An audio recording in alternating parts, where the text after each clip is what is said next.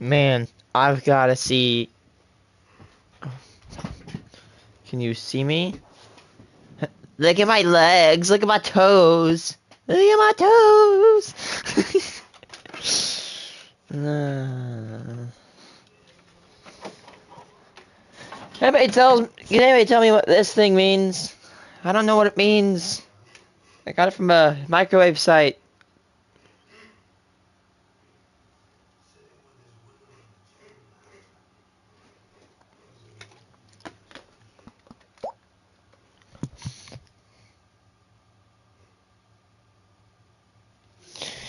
You know what movie I gotta watch that I have not watched in a long time is Coraline.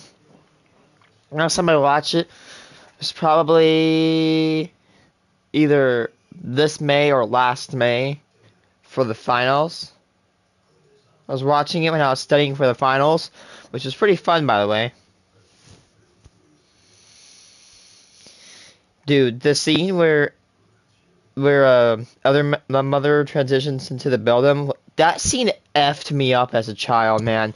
I hated the movie after that, but then as I got older, I began to fall back in love with it. Like, I was done out. That scared the actual hell out of me. It screwed me up so bad. Imagine, this guy comments, imagine if there was a live action remake of Coraline. My god, that would be horrifying. That would be a hell no. I like how it's like a fairy tale. It's like Hansel and Gretel, but it's literally like on coke.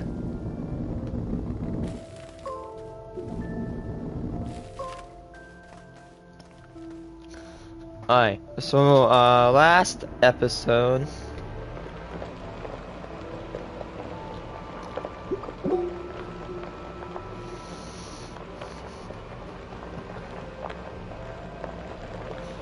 Hi Sky, on last episode of this we finished building all the bases. So I'm gonna go probably pack this thing up and send it to Glacio.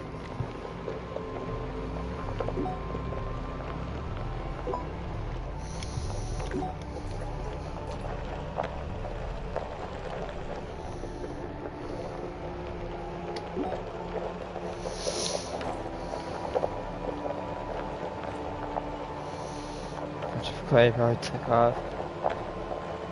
Oh, there we got some.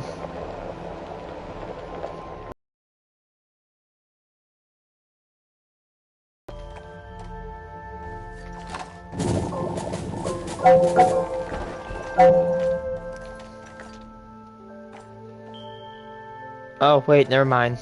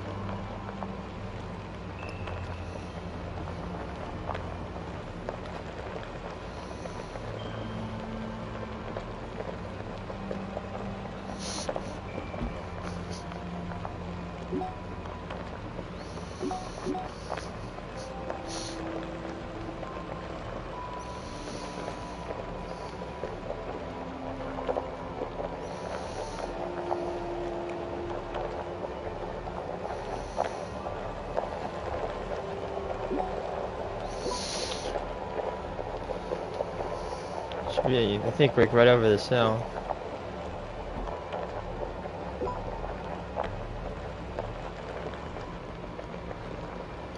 Yep, it is.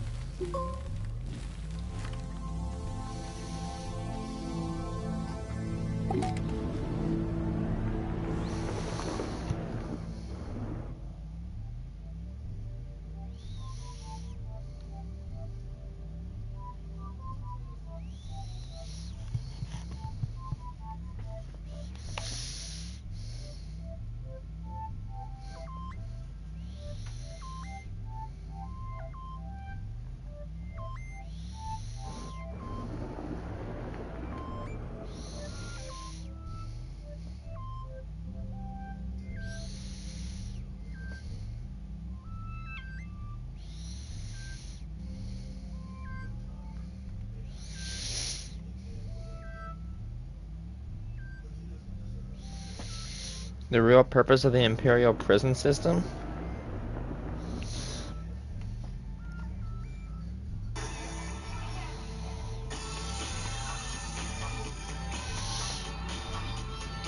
Why is it advertising as cars? Well, ladies and gentlemen, I apologize for not being here yesterday. Me and my mom did something pretty special yesterday.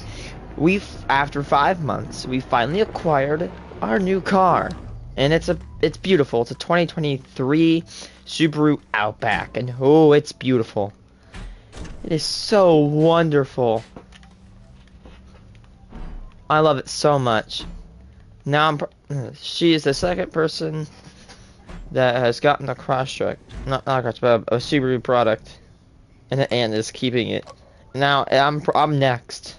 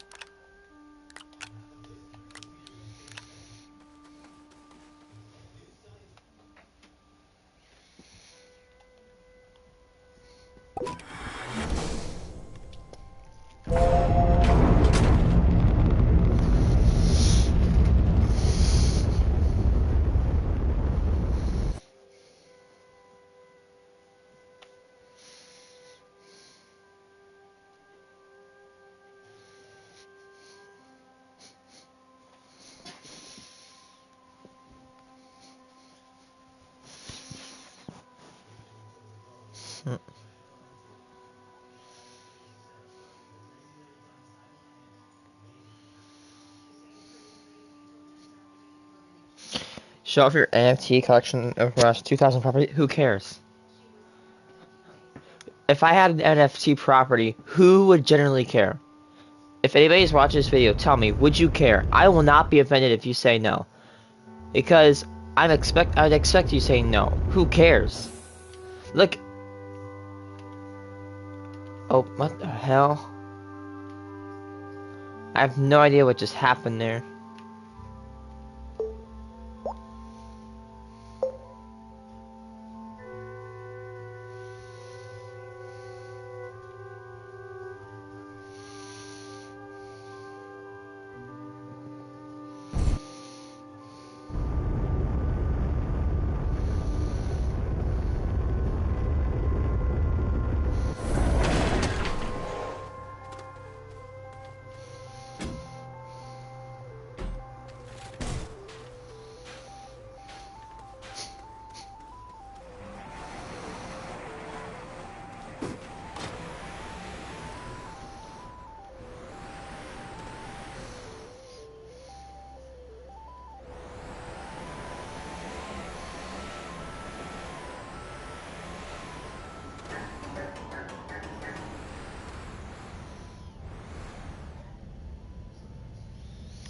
Ten high casualty. Is how it cheapens the important things.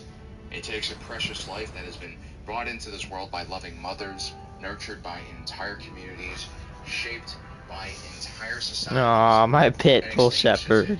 Without a thought or concern. For war cares about no one. It waits for nothing. It does not allow us any time to grieve or reflect on loss or to be human. It breaks civility and society. The very things we've engineered and struggled to build to protect us from our worst impulses.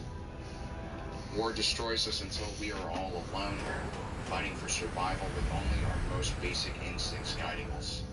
It turns us into animals, and it cheapens life.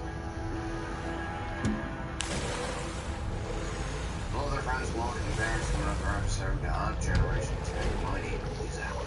The Galactic Empire was a despotic regime that was responsible for massive amounts of death and destruction during its reign, and in many ways before it as well.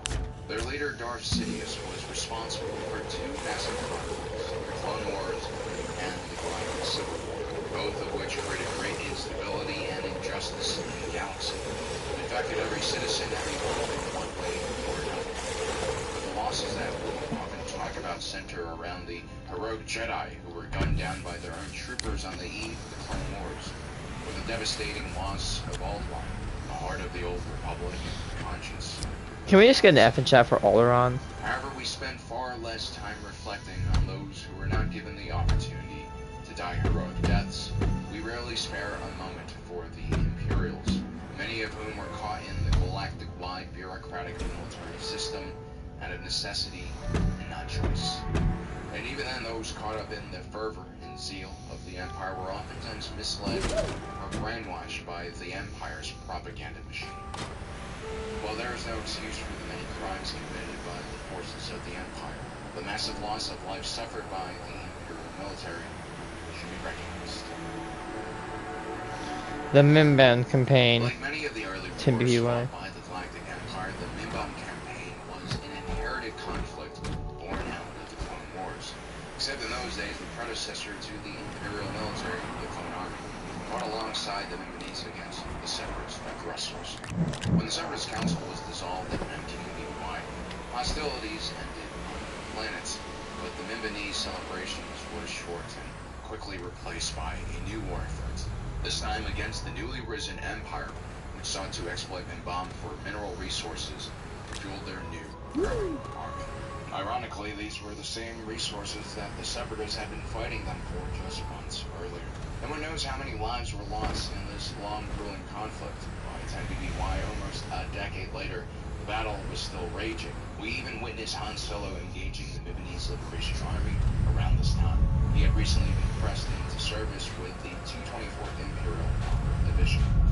This was an Imperial Army unit which had inferior equipment and training compared to their elite stormtrooper counterparts. These type of soldiers were generally used for garrison duty and fighting in larger set-piece battles.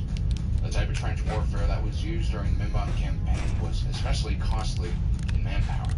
And despite all of the modern advances in battlefield technology like massive walkers, repeating blasters, and turbo laser artillery pieces, These Imperial Army troopers are still climbing assault ladders and sprinting across no man's land. We're not sure how many troopers the Empire expended in this decades-long battle, but I imagine the casualties were numbered in the hundreds of thousands, if not millions.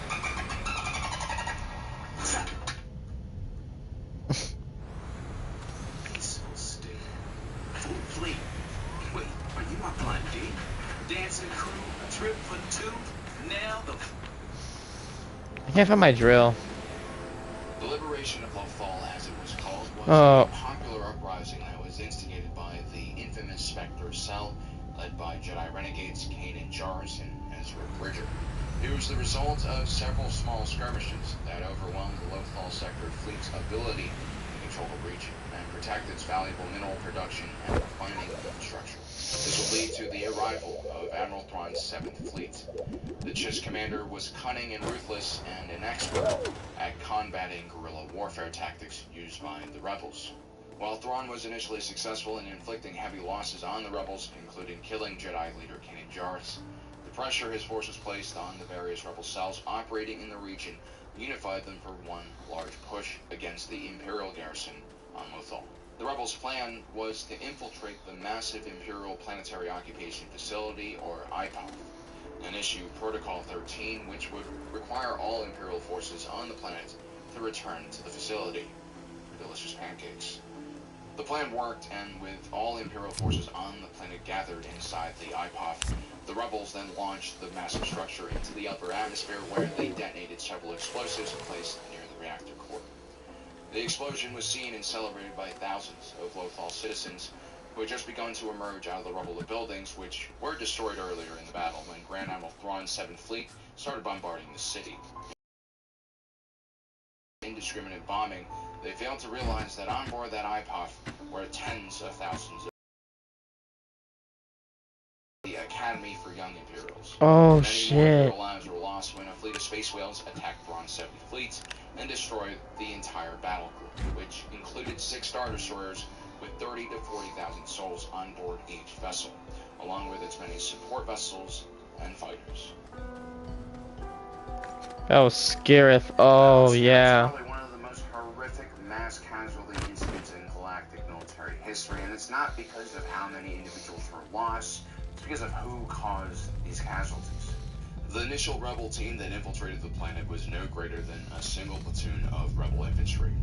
They immediately started engaging the security forces on the planet in an effort to distract them from the real purpose of their mission, which was to infiltrate the archives and steal the Death Star plans. While it took some time for the Scarif garrison to locate and surround the initial Rogue One attack force, it eventually managed to contain the attackers and destroy them.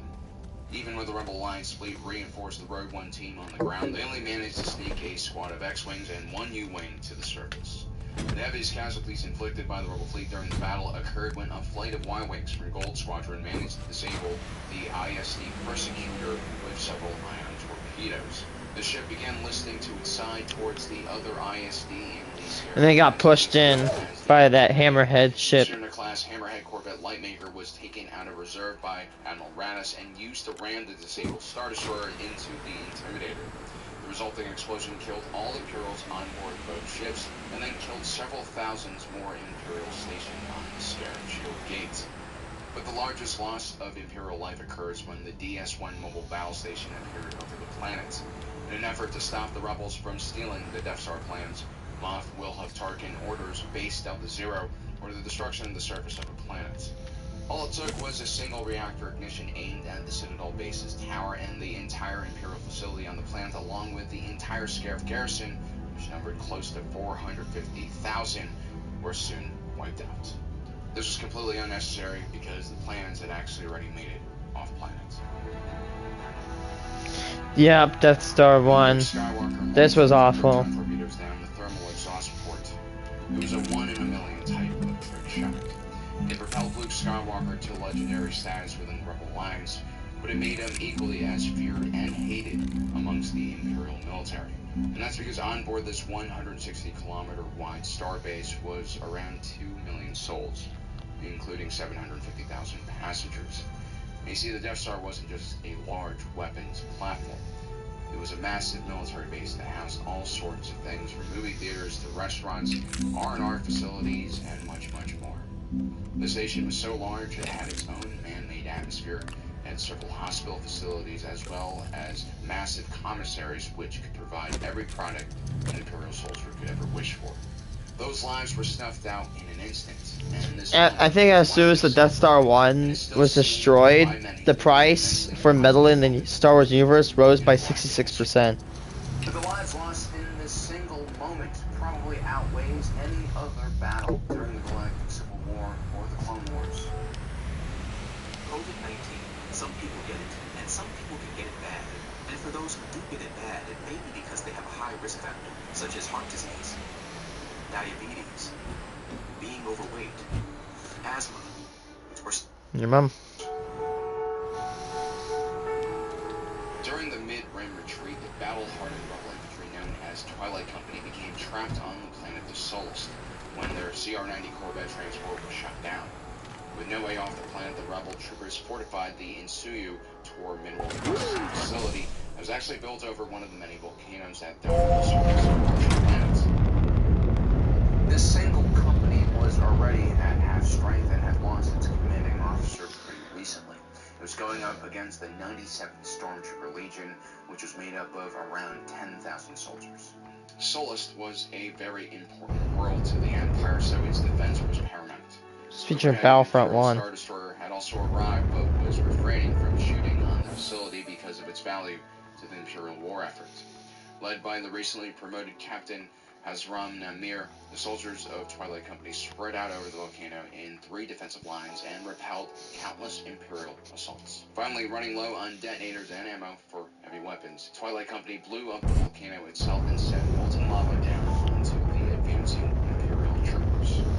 The 97th Legion would take thousands of casualties on the planet. Days later, the Battle of Solus would fully kick in, and it would fall into their hands. The Battle of Endor was Death Star 2, definitely. a trap that would finally dismantle the rebel fleet and destroy their ability to carry out a conventional military conflict against the Galactic Empire. That would have gathered a massive fleet of Star Destroyers that also included battle cruisers and Star Dreadnoughts. But at the center of it all was the massive DS-2 naval battle station. This was the Empire's answer to the rebels' victory at Yavin 4. I have to remember, we probably don't need this, but definitely for Atrox, we will need that. Over 200 kilometers away, and equipped with a few 100,000 weapons and placements. And of course, the planet-shattering Kyber crystal-powered super laser. Even though the battle station was still incomplete, it had a crew of around 1.2 million beings on board, along with 600,000 security personnel, and the ability to house a total of 2.4 million passengers on board. This included flight crew, specialist scientists, family members of the crew, and of course civilian advisors, and field trips from like youth academies. All hands were lost on the second Death Star when rebel pilots set off its reactor core, the proton torpedo. No more Tyro Tuesdays in the Imperial missile. Battle of Endor, yep. The lives lost in the second Death Star's destruction increased almost all of the lives lost during the mid-rim offensive carried out by the rebels. But these weren't the only losses the Empire suffered during the Battle of Endor. The entire 501st Legion, which was stationed on the force moon of Endor, was destroyed. As over 10,000 stormtroopers killed, wounded, and captured in the War's Eve. In space, the 19-kilometer-long executive class Star Destroyer was controlled and A-Wing smashed through its command bridge. This caused the Super Star Destroyer to crash into the nearby second Death Star. The ship had over 280,000 crew members, along with another 38,000 passengers that include security forces and support staff. All hands on board was more than half of the Imperial fleet and 15 Imperial-class Star Destroyers were destroyed.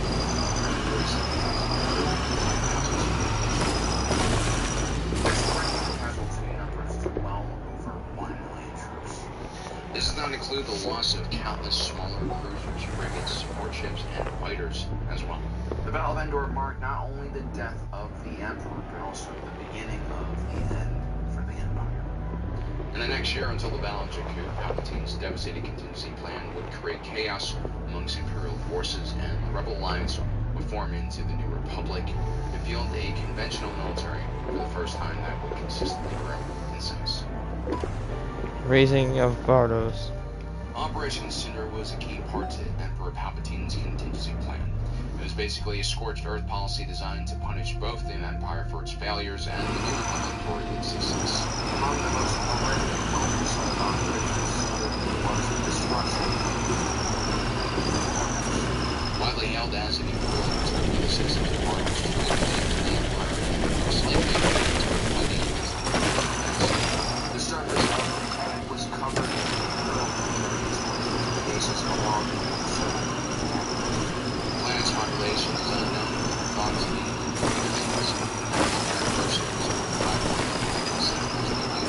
climate destruction by satellites which generate massive storms on the planet. This basically created massive hurricanes and the situation man AA batteries and occupy space stations to the bitter end, shooting down anyone desperate enough to make an escape.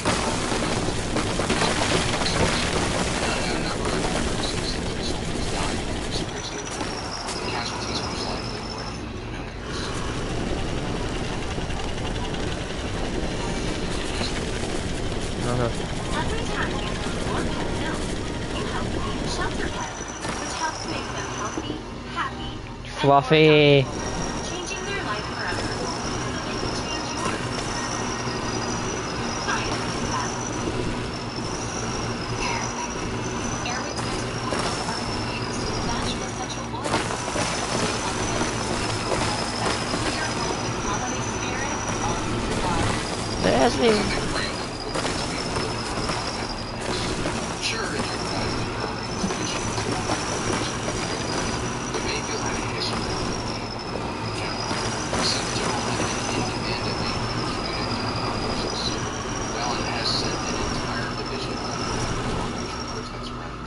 soldiers to the city. When the local resistance refused to move out of the way of the Imperial onslaughts, Valen has ordered the destruction of the entire city, most likely via the majority of the next bay fields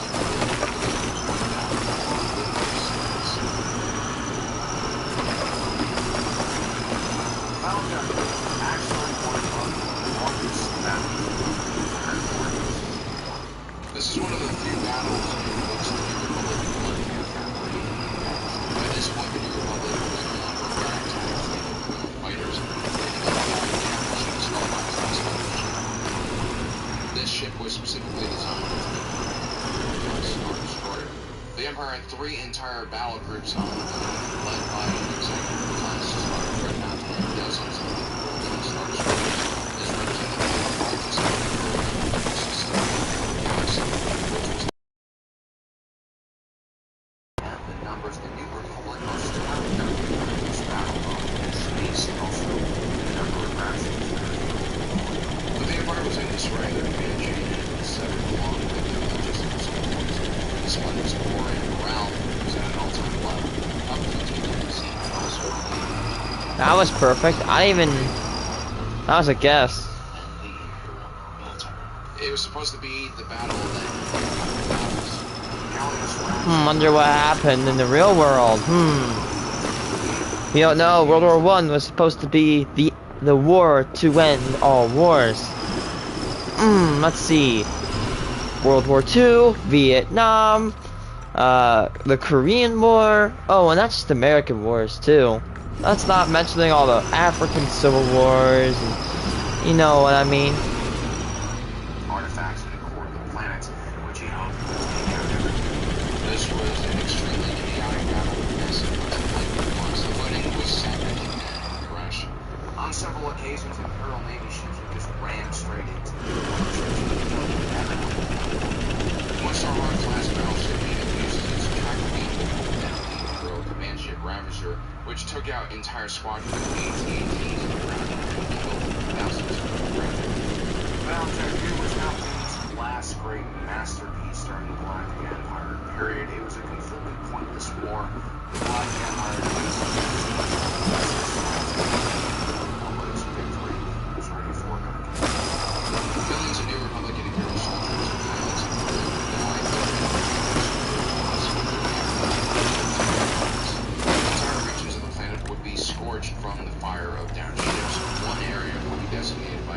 scavengers as the graveyard of giants. So there you have it, guys. Those are 10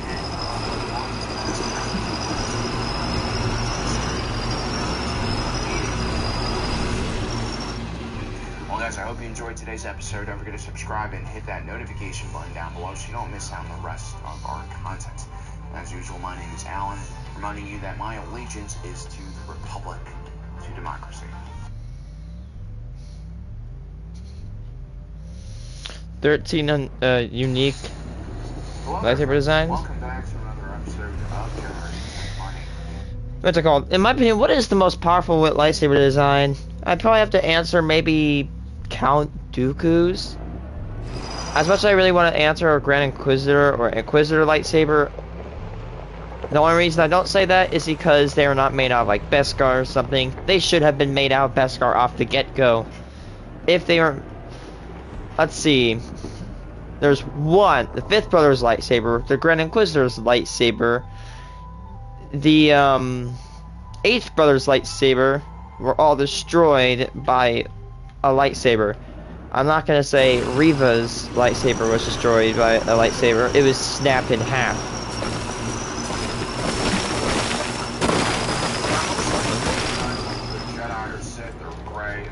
One of my favorite ones, though, I know it's weird, is Ezra Bridger's lightsaber. It's cool. I love it.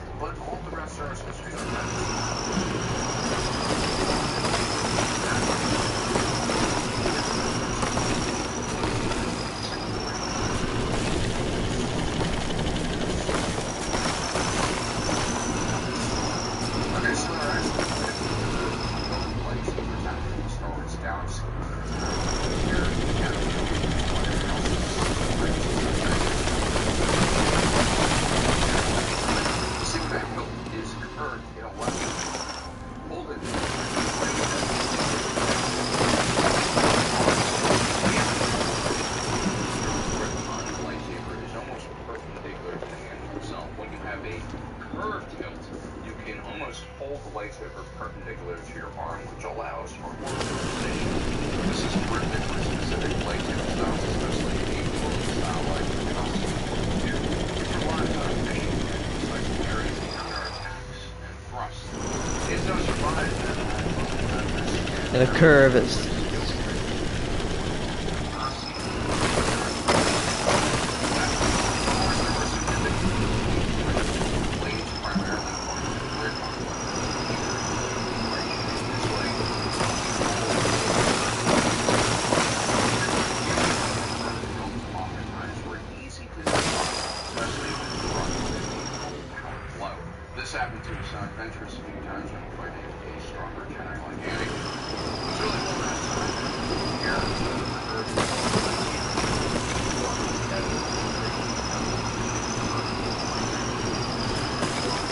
Most unusual design. There's a reason why whips aren't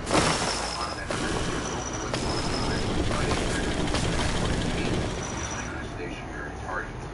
The one Jedi turned Sith from the old Republic era now used a normal lightsaber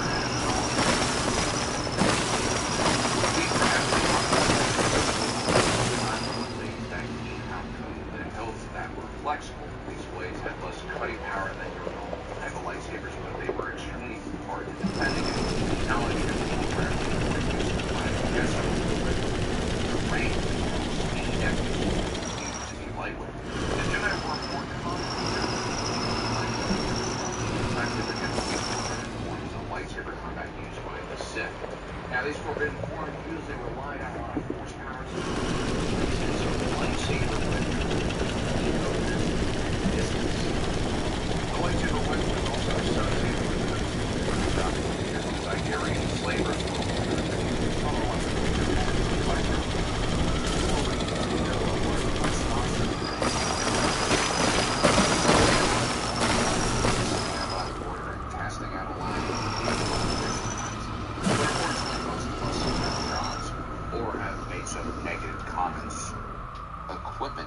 travel all around the world and cast out your rod from.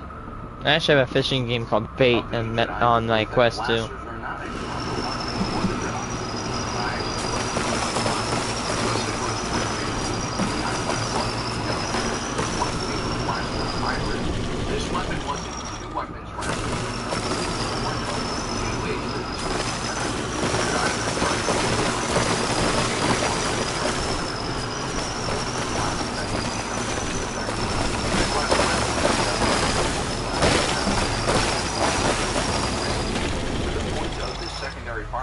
weapon was to surprise the enemy long enough so that the wielder could escape. Ezra Bridger chose to add this blaster function on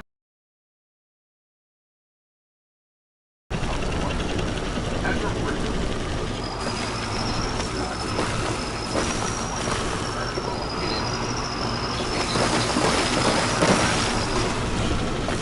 and himself without revealing that he was actually a Jedi.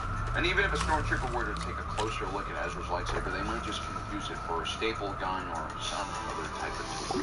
A staple gun. Dear Road Rivals, every new Toyota comes with Toyota Care, our no-cost maintenance plan. Nissan. Dear rivals, did you know that 97% of Subarus sold 10 years ago are actually still on the road? No, really.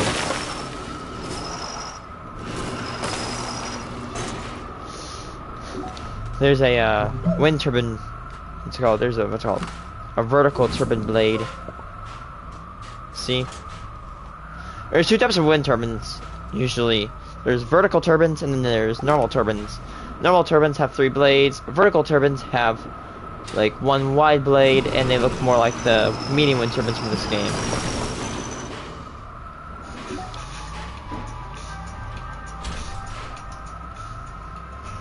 The lightsaber parasol comes from the Vision Sword.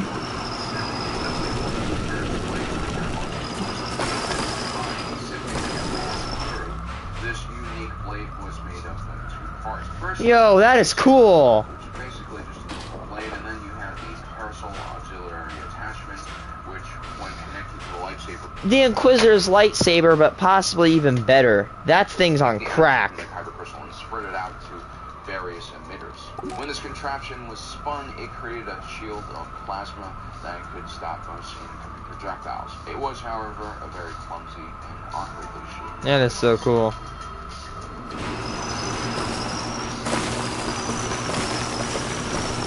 In order to repeat the sense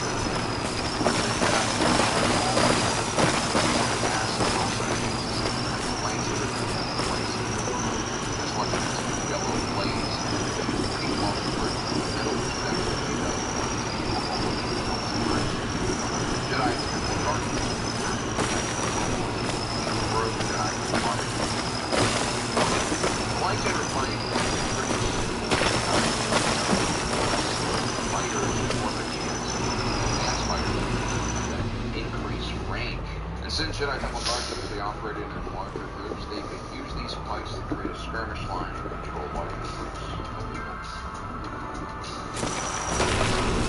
Most unusual. Crossguard. The crossguard lights. I'm not really a big fan of the crossguard, but they are cool. When The Force Awakens first came out, a huge deal was made about this new blade. The crossguard blade started out as just a normal Jedi lightsaber with a blue kyber crystal, but after the destruction of the Jedi Temple, Kylo Ren would bleed his kyber crystal, and he would also incorporate the crossguard hilt into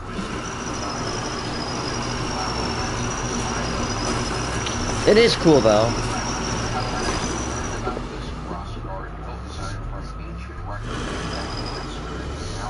Ezra picks one up and it's green. Where Ezra Bridger picks up a very similar crossguard lightsaber with a green hilt when he's journeying to that planet.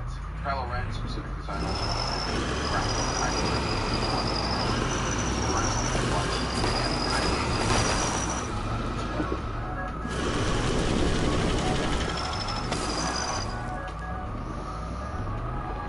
in the Rise of Skywalker movie, there's a scene where in this mission he's actually holding a double-ended lightsaber which has a hinge that allows this staff saber to bend in half. While this might be visually a really cool movement, and It doesn't look like a good design. it's actually very practical with this design. During the Clone Wars, Jedi General Han Krell utilized 2 double-bladed lightsabers. These were quite large weapons, even with the blades sheathed. Despite what the blades are in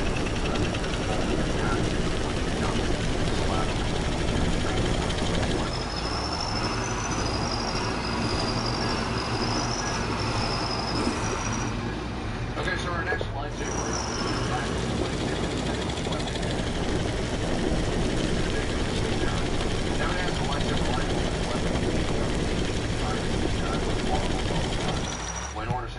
came and the Jedi Temple fell, only headlight-bearing Jocasta knew about the existence of this weapon. Shortly after Order 66, Jocasta knew would return to the Jedi Temple to retrieve the weapon. She would end up using it against Darth Vader and almost defeats the Sith Lord. The lightsaber gun. His rival was ridiculously powerful. It could easily burn through several meters of water. The only drawback was the weapon required 5 times more energy than the lightsaber. These are the lightsabers used to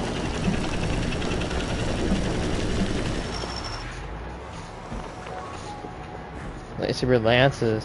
For some reason, melee fighting doesn't really Like a spear, but you never see other types of lightsabers that aren't swords. You don't usually see shields or armor as well. This is simply because the Jedi and Sith efficiency of lightsabers are great that no defensive measures were needed. But during the Old Republic period, the Emperor of the Eternal Throne brought the Republic to Sith Empire to its knees, using his fearsome knights in Zakul. These were a group of Force-sensitive warriors who employed the Force as a tool to enforce justice, law, and order. The Knights as a group were quite disciplined, and they would drastically change how lightsaber combat would be fought during this period of time. The Knights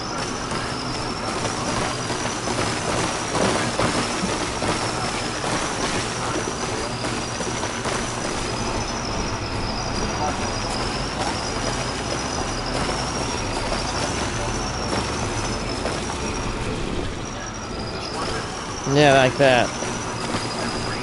Only good if you have your staff made out of Beskar.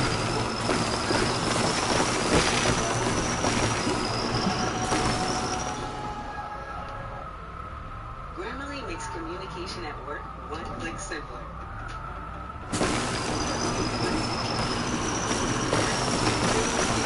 Oh, give me some of that. Give me some of that.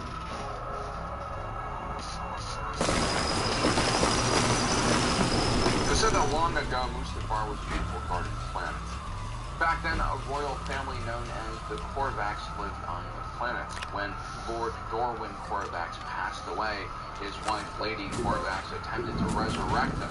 She would use an artifact known as the Bright Star and insert it into a super weapon known as the Iron Engine. The result turned the entire planet of Mustafar into a hellish volcanic wasteland. Lord Korvax spotted the weapon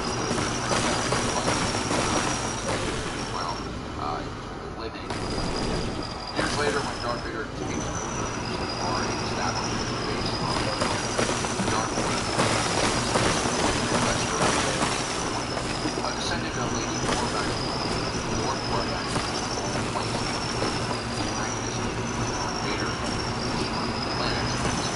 this ancient weapon had a very elaborate cross-guard, a long sword, blade with ranges, full axe, but what really made it special was the explosion chamber. The kyber crystal for the weapon was held.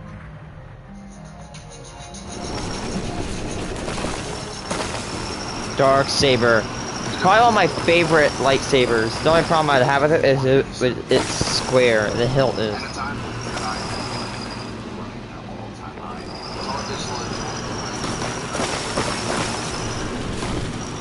So cool. Love the dark saber. The lightsaber would remain a symbol of leadership for House Vizsla and all Mandalorians for the rest of time. The weapon was quite different from the blade itself.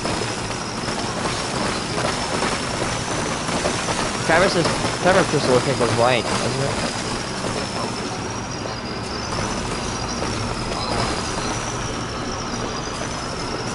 The dark saber could also be identified with its very digital iron-based sword.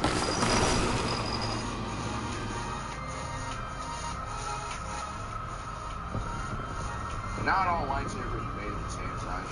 Not all Jedi and Sith are made in the same size. Now, of course, some lightsabers can actually extend and retract by using some controls on the hilt. The Shoto Blade specifically was created for the tiniest of duelists like Master Even Keel or Grand Master Yoda. Once again, we see the Eastern inspiration behind Star Wars. The Shoto in Japanese means short blade, or the little short blade that samurai would carry in ritual suicide, also known as Hari-Kari. These tiny blades were more proportional to smaller bodies. Also, some practitioners of Jarkai, Stupid glitch happened again. Like using a Shoto blade for blocking in their offhand and a regular sized blade for I need attacking. graphite. Sorry, I know for this setup. It's The aluminum. Inquisitor, known as the Tenth Brother, on the other hand, wielded two shadow blades. This allowed him to get up close, personal, and strike with high frequency. And, well, I guess the Tenth Brother didn't realize it. The short length of the shadow blade and allowed him to get coverage than a normal blade, which is a big problem when it lets people shoot classic.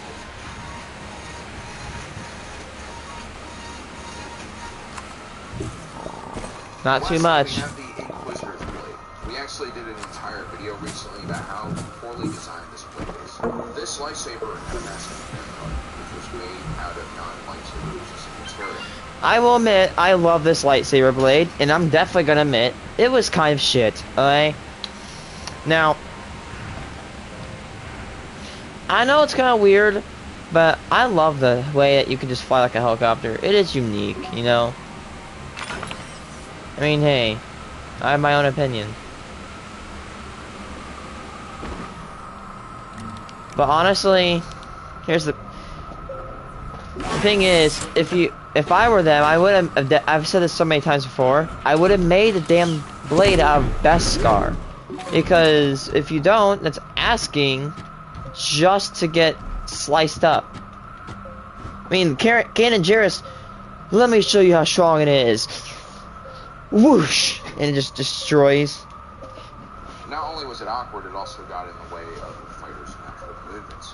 Whenever it was struck by a lightsaber, there was a chance that the internal components of the saber could be destroyed as well. Exactly. The coolest feature that the Inquisitor's blade had was its ability to fully extend into a double blade and then spin at rapid speeds. This allowed the... I think what's it called? The two best people that used the lightsaber spinning ability was the Grand Inquisitor and the Eighth Brother. More so the Grand Inquisitor. Here's why.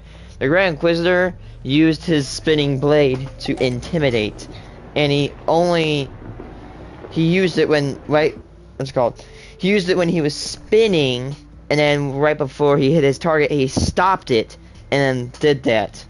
The way he used it against Kanan Jarrus when he was in a block was a good idea.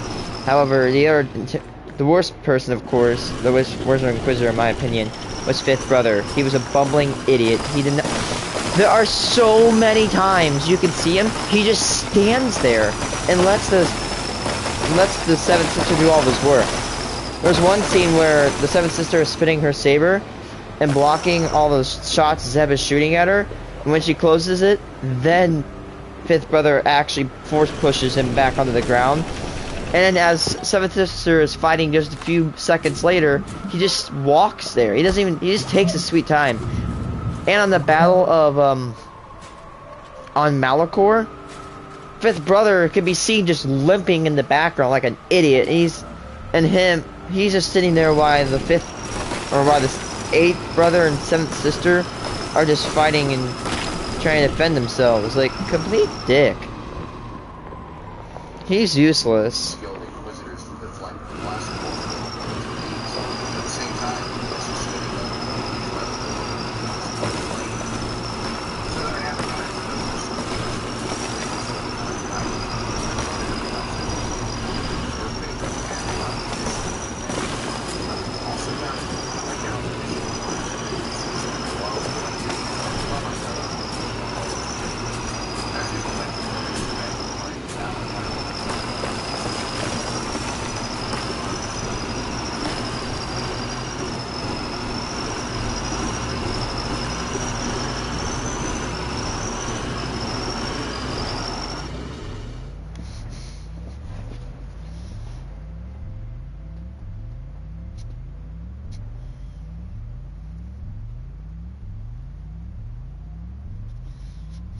Pros and cons to dual wielding. Pro, you have many more blades. If a single person has a single blade of a lightsaber, you could take that, you could push it off to the side and stab. I've actually done this in Blades and Sorcery a few times, where somebody was fighting me with a single blade, I'd push it off to the side with my left, and then with my right, I'd joust and stab.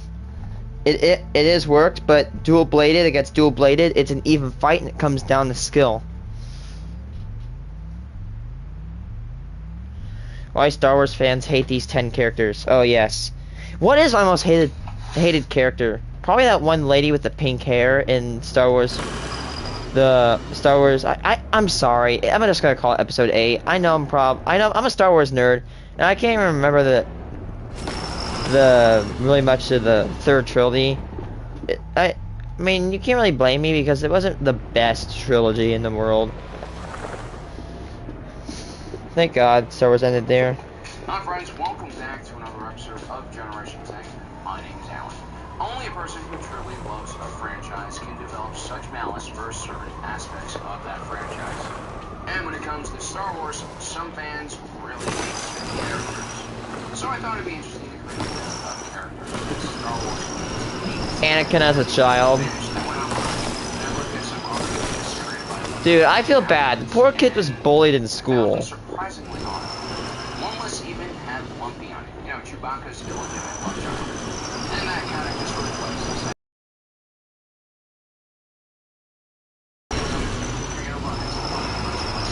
especially when you're talking about the sequel trilogy. Luckily, we aren't the most popular channel on YouTube, so we don't really fear public backlash yet. And you guys are pretty reasonable. Also, we believe that the best way to keep up controversy into topics like Chewbacca's love child Lumpy is by talking about it. So let's talk about everything. The good, the bad, and the very ugly parts of Star Wars fans and our hate. Ewoks. I guess Ewoks aren't really a character, more of a race of barely sentient talking teddy bears. But the hatred for these guys is real, and it's Surprising. The original Star Wars movie was kind of a weird indie film, which only George Lucas truly understood during production. The studios didn't get it, most of the actors didn't either. George Lucas, during the creation of Star Wars, was a true owner. He had complete control over the entire project. Although our films are always more unique,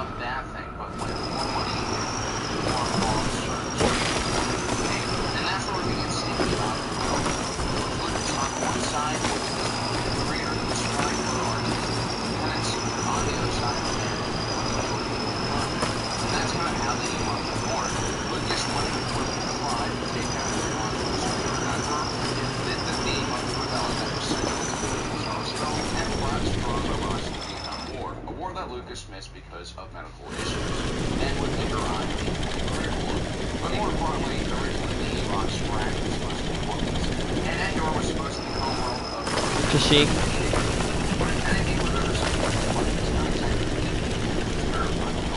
which is the opposite of what one says. Ewoks Dude, Ewoks are no better. They literally eat people, don't they? Jar Jar Binks. I will say, Jar Jar Binks, there's two types of people. There's people that love him, and there's people that hate him. Instead of just being a background race in one portion of the film, He was fine. He was annoying at some point, but I got over him.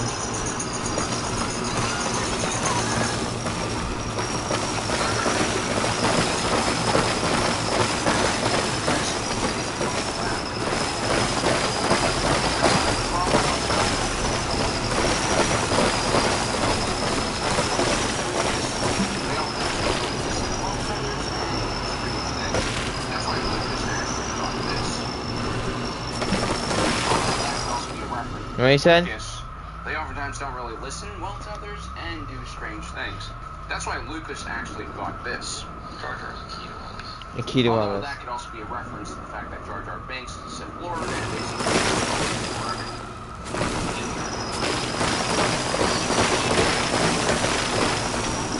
okay, maybe not, but definitely aimed towards children and definitely pissed off a lot of fans, especially the old ones. The thing is, a franchise like Star Wars does want to try to kids who want to survive long term. Now let's bring up the example of the kids who are back or become the race of the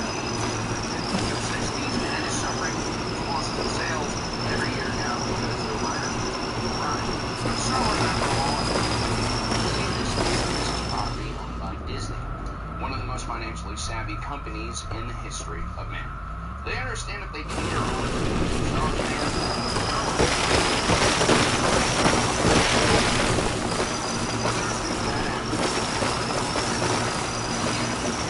Yeah, this poor kid.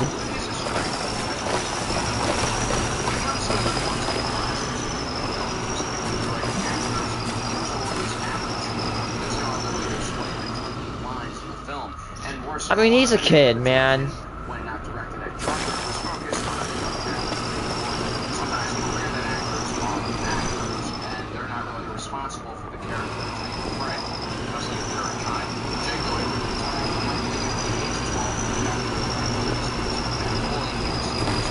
along with other forms of harassment. Jake Lloyd would later be diagnosed with schizophrenia in 2015. Now, I'm not saying that Star Wars fans are responsible for this, but it's certainly been Okay, here's the thing. If the people that are fans of the show hate Anakin, guess what? You're the worst one in this situation, because you're the one literally bullying a child, like someone who's literally younger than you. Like, bro, he's just a kid. Just guess what? Even if I bet you I could probably be like 30, and I would have trouble acting. Here's why. Because you don't know, because I'm diagnosed with like autism, I have a problem with stuttering. You probably see this all the time on my channel. I stutter so freaking much. I cannot spew anything out of my mouth that's correct sometimes. And that's a flaw for me. Oh, yeah. Oh, wait. Imagine if you could pack up those plants. Now, I'm not saying this was caused by the bad treatment he received as a child, but it certainly didn't help. A far more egregious performance, in my opinion, was Anakin Skywalker's portrayal by Hayden Christensen in Attack of the Clones. His interactions with Padme were basically unwatchable. The closer I get to you, the worse it gets. The thought of not being with you, I can't breathe. Again, a lot of the blame falls on George Lucas, who is famous for his lack of direction to actors. Mark Hamill once approached Lucas and asked him, "Should I be jealous that this guy is hitting on Princess?" He was talking about Han Solo. George Lucas responded by saying, "That's interesting, we'll talk about it later," which of course never happened. That, or maybe George Lucas already knew that Leia was Luke's sister. He didn't. Anyway, it was the awkwardness of Anakin, along with the slow-moving political plot of Episode 2, that made it one of the lowest-rated Star Wars films in the prequel trilogy. In 2015, The Force Awakens was launched in theaters close to 3 years after the original Star Wars film came out. Before the movie even reached theaters, a small but very vocal minority expressed outrage that one of the main characters, a stormtrooper from his appearance in trailers, was black. This was a really dark moment for Star Wars fandom, and what made it even worse was the media, always hungry for sensational articles, kind of blamed the entire Star Wars fan base by calling them bigots, out-of-touch racists, and other really nasty things. When The Force Awakens was released, most of this was thankfully John Boyega's portrayal of Finn, and his chemistry with Oscar Isaac's Poe Dameron was definitely one of the bright spots in the film, and Finn was established as a favorite in the sequel.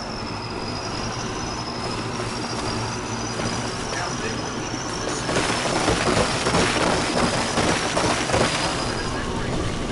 the case was so universally panned that it only really existed in the extreme fringes of society.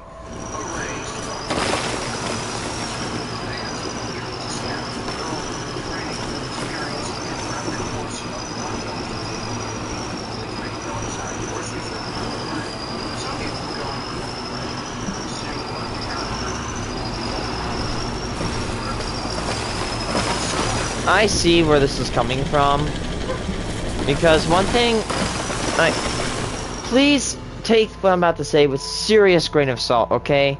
Because this discussion always happens, and it is controversial. It is tiring to me when I see that they're adding female leads that just get everything handed to them. Now, before you say, "Oh, you're probably sexist," oh, what's that? Remember what I said a few months ago, or not a few months ago, probably like a few weeks ago, and many times before that, I literally do not care of your identity. As long as you're not a douchebag, I will want to be your friend, honestly. Even though I really joke about, oh, furries are kind of weird. To be honest with you, if you're furry, I really couldn't care. It's not my thing. I would not really want to be a furry or want to be involved with it. But that's your thing. It's your life, and I don't care. You're not hurting others. But people really need to start taking female leads, like the ones from Horizon Zero Dawn, into consideration. Like, bro, like I have to say this again and again and again and again and again. Like, what's it called? Aloy was given nothing. She was actually everything was taken from her. She didn't have a mother. She didn't have a society. Every society hated her, not because she's a lady or a woman. They hated her because she didn't have a mother. And in the tribe's religion, if you don't have a mother, you're an outcast. Oh boy, here comes iron.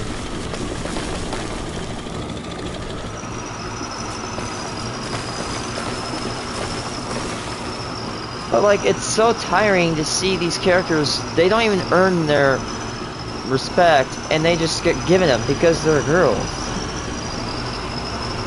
Just the way, I'm gonna say it right now. Same thing with men, honestly. That like, for example, let's say the Star Wars series, let's say the roles were reversed, right? And let's say women were dominant, and men were completely shunned. It would really piss me off to have a dude get all the stuff that a woman worked hard for in that reverse society. Do you see what I mean, right? Like, they just get what they want instantly, and it sucks.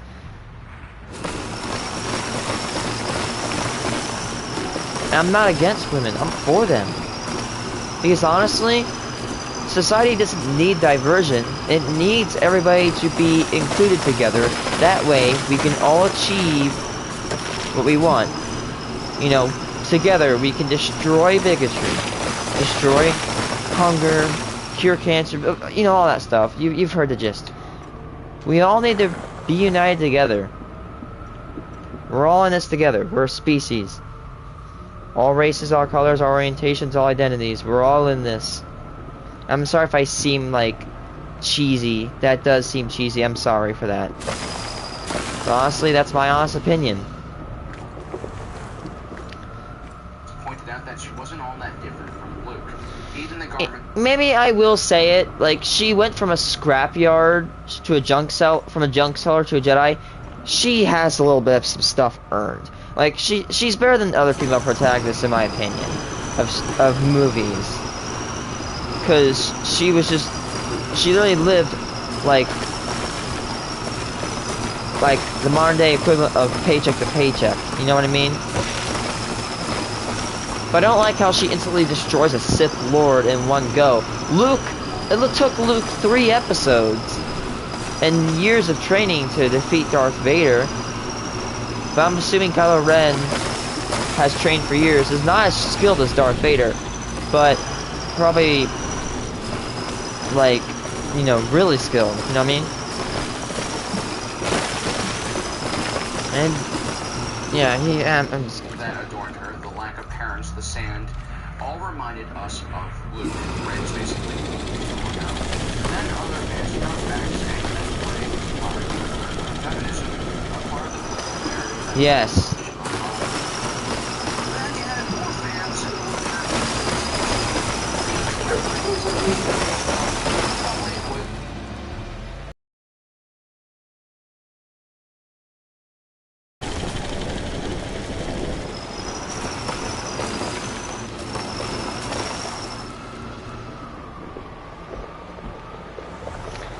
I think Rey had potential. She could have been a really great character.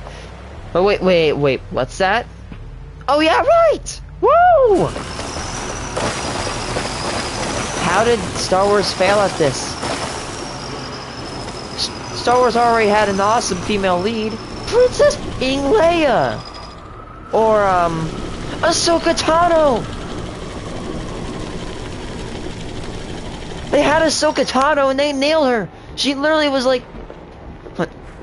Ahsoka Tano a slave or something?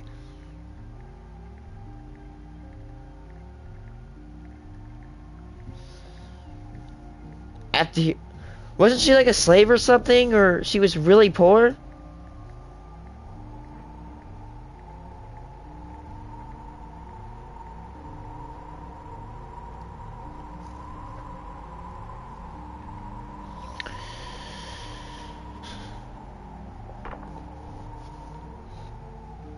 Was born in the planet. Following her birth, the elder noticed that she was an infant.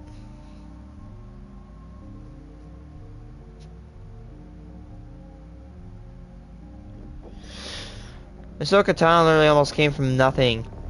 And dude, Ahsoka Tano is a badass.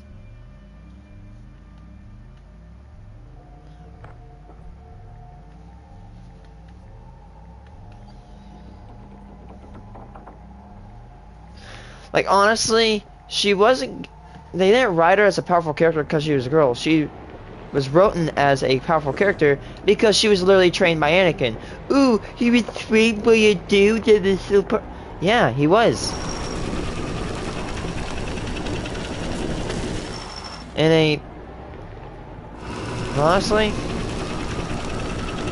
Like...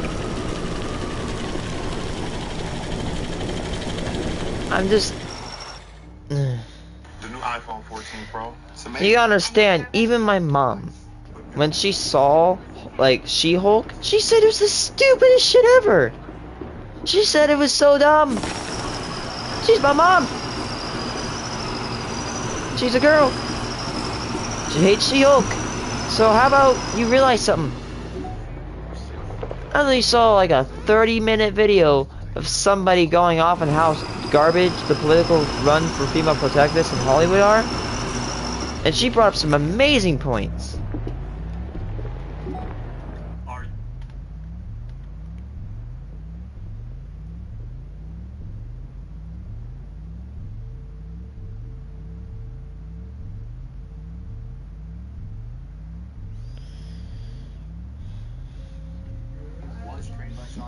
As a fighter from an extremely young age, so she was actually quite a talented combatant. In the end, though, the backlash was pretty minimal. It was hailed as a great movie by critics and fans alike, which was kind of a rarity in the sequel era.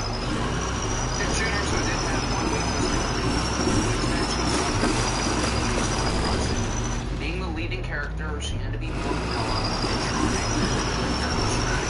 Something that I think was strong. Characters that supported her definitely stole the show. Whether it be Shiver Inway and Baze Malbus or Bodhi Rook. Director Krennic was also expertly portrayed by Ben Mendelsohn, another very talented actor that, in my opinion, is the most memorable bad guy in the sequel. If The Force Awakens was controversial, then The Last Jedi was a complete bloodbath. It was. Videos trying to understand and dissect what happened, but the general consensus is whatever grievances fans have at The Force Awakens, both reasonable and... I will say, Star Wars The Force Awakens was okay. When I went to movie theaters, it wasn't the best thing I've seen. It wasn't the worst. It was fine. I will admit that. It was actually a pretty good movie for me. I like that. I like the Star Wars Force Awakens. It might be unpopular, but I just didn't find myself liking Star Wars like, you know... I didn't find myself finding Star Wars 8 and 9 as happy or great. I don't know. Can we all sit down and remember that literally how did you know, resurrected Darth Palpatine literally pull an entire like a 1 million star fleet of Star Destroyers out of his ass? Like, how did that happen? Like, bro, that doesn't make sense. unreasonable, were further exasperated by a completely tone-deaf Ryan Johnson in The Last Jedi. And Admiral Holdo was one of the characters at the center of it all. Introduced to us as the replacement for General Leia, while she was recovering from Mary Poppins' escapades in vacuum, Holdo immediately butts heads with Admiral. I hate this lady. She's like the pink-haired lady in like Harry Potter that completely ran stuff into the ground. Soldiers of the Resistance who worshipped General Princess Leia Solo and deeply respected her. He was always ready to sacrifice himself for the mission. He was also an extremely professional operative sensitive missions in the Resistance. But now he was disobeying orders and fighting superiors, and of course, mansplaining. Look, men can be dicks sometimes. I mean, there are definitely occasions where we think we're smarter or better than our Yup. colleagues, and we make an ass of ourselves. I will not deny that. His dialogue with Holdo was so forced and awkward, and Holdo kind of comes off as a nagging high school teacher that we all had in growing up. The whole exchange just toned down Star Wars through a new low. Star Wars has always been a very progressive franchise, but when a director's political agenda and politics are so in your face and so blunt, it kind of ruins the immersion of the film. Some fans also pointed out why introduce a brand new character like Holdo when you have other capable officers like General Trap Fishman Aqua. They ended up just kind of unceremoniously blasting out into space. Feminism, in almost all of its iterations, is a positive thing. Societies that repress individuals based on race or gender or other things like that are generally pretty backwards, immoral, and have a lot of societal issues. But I believe feminism and empowerment of women can be achieved without making men look like scumbags at every turn. Yes. And that's where The Last Jedi with characters like Admiral Holdo really missed the mark. Also, if you look at the demographics of Star Wars fans, you're just kind of being stupid when you do stuff like that. Okay, you know what? I'm gonna bring up one more point to defend what I'm saying. You wanna know why there's like barely any racism in America today?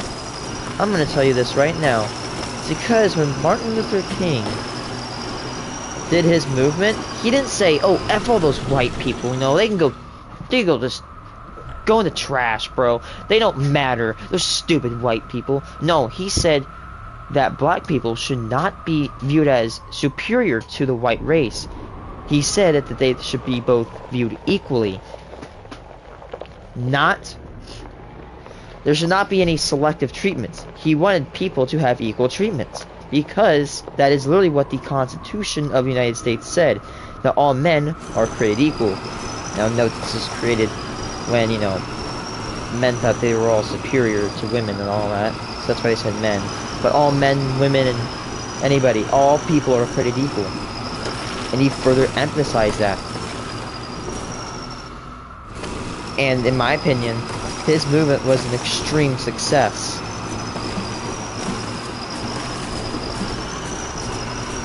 Hell, look at him.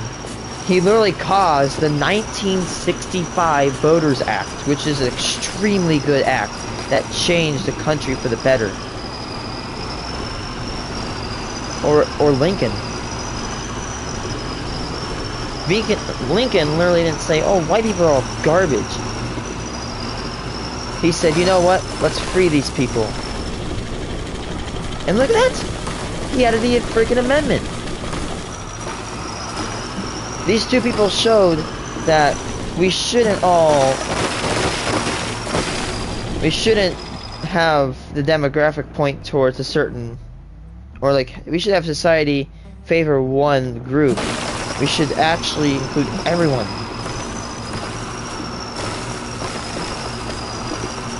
Because in one statement, I'm going to say 4 words: the more, the merrier. Hey, let's see. Who's this? Nico is last on our list, and another character that felt just right. I didn't even remember her.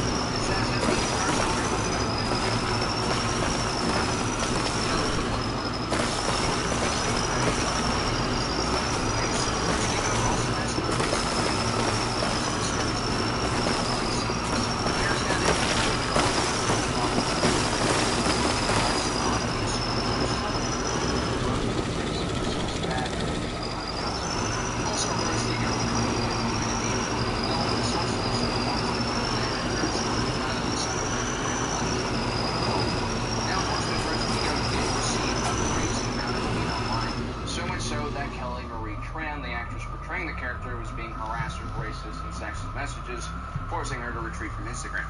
It was definitely another low note for Star Wars fandom, along with a low note for Star Wars films in general. After this controversy just makes her angry, and that controversy is today is further enhancing companies looking to bring out the worst of all of us. All I can say about this is don't fall for it and don't fire. Use rationale when trying to explain your arguments, not emotion. Don't fall into the trap of talking points of bigotry, racism, and sexism. I think most of our fans here at Generation Tech definitely understand that, because that's something I really need to preach that much about. Look at the nature is still not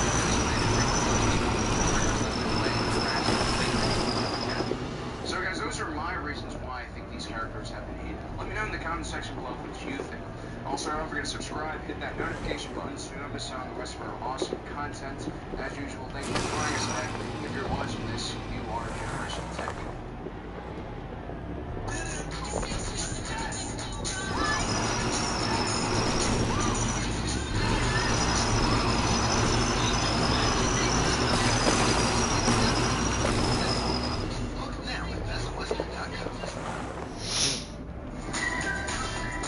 There's that road.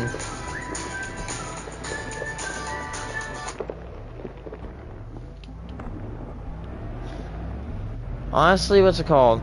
Star Wars has no excuse to say they have no female leads. Let's see. You got Ahsoka Tano. You got somewhat the Seventh Sister. Even though Seventh Sister was not influential, she still was pretty decently cool, I will admit. I bet you there's people that's probably saying, oh, she was defeated because she was a female. No, she was defeated because she was an Inquisitor, and Inquisitors are completely shit. I wonder how many people thought that the scene where Reva and Darth Vader fighting were probably, like, sexist, even though, remember in lore that, literally, let's see, you could probably pit all 10, 12 Inquisitors against Darth Vader, and they'd all get defeated one by one. Because Inquisitors are just so damn weak.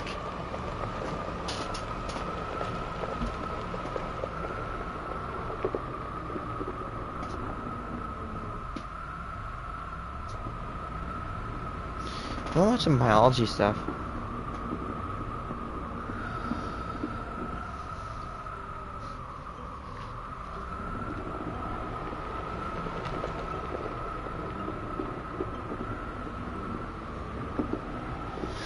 God, I hate when you search up lions, or if you search up an animal, and it comes up with like a baseball team. Jeez. Oh yeah, right, Panthera.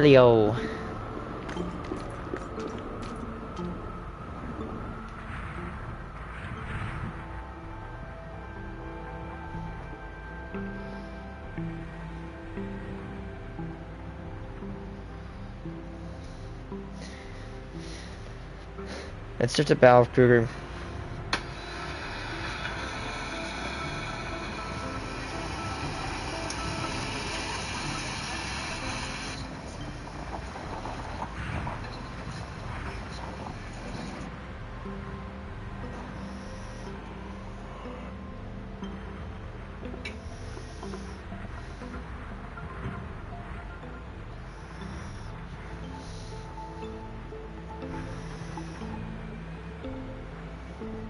One of the world's... Yes, you're on. Tusk... So we've actually been learning about tuskless elephants and how, through reproduction, the amount of tuskless elephants, I think, are decreasing because of the gene. I didn't know this, but the lethal gene... I don't know. Tusklessness is actually lethal in elephants. Can cause them to lose battles because how males fight by fighting for females. This happens with almost every other species. Even humans fight for girls. Let's be honest. We all get angry when we know that a girl's cheating on us. Somewhat natural. Anyway. So yeah.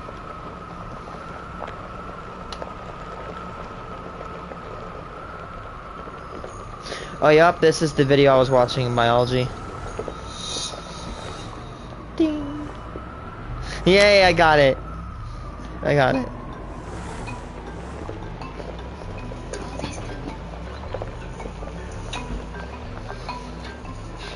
For over 40 years, Joyce Poole has been studying elephant populations in Africa. Female, tuskless male apparently is rare. Experts on elephant behavior and communication.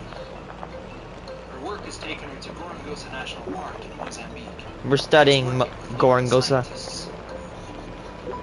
Oh, the big guy is coming out, right? He's the same guy in the camera traps, just in the farm. I'm studying the status of the Gorongosa elephants, looking at how they have and are recovering from a period of heavy poaching. Many of the large mammals, and over 90% of Gorongosa's elephants were killed during a civil war that lasted from 1977 to 1992. So even though it's 20 years, we can see that there's real scars from this population. Elefantes How long do elephants live? Os mais adultos ainda se lembram muito bem Was it like do 60 da years? guerra, dos guerreiros que caçavam. 65 years. I was correct. The scientists are monitoring a peculiar characteristic, one that they've also seen in other African parks. Some elephant populations seem to be missing their tusks. I didn't even know this, but I learned this in biology class a few days ago. Since 2008, Just like the humans have a dominant side of their body, like left or right, or sometimes even ambidextrous. We actually learned that elephants have a certain preference for their tusk. You'll see. Let's actually look up. I'm gonna look up elephants.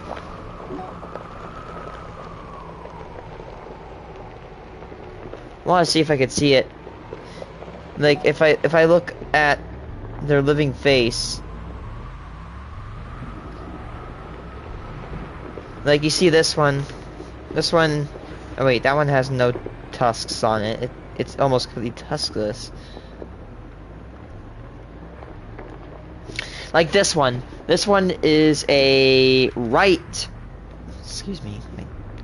This is a right dominant elephant because it's got tusks. The what's it called? The longer tusks is on its right, and it actually, as I said before, elephants favor one tusks usually. However, I asked an important question: can elephants be ambidextrous? And I didn't get the answer, sadly. But that is a good question. Can elephants become ambidextrous? Because there are some humans that can use firearms by dual wielding them.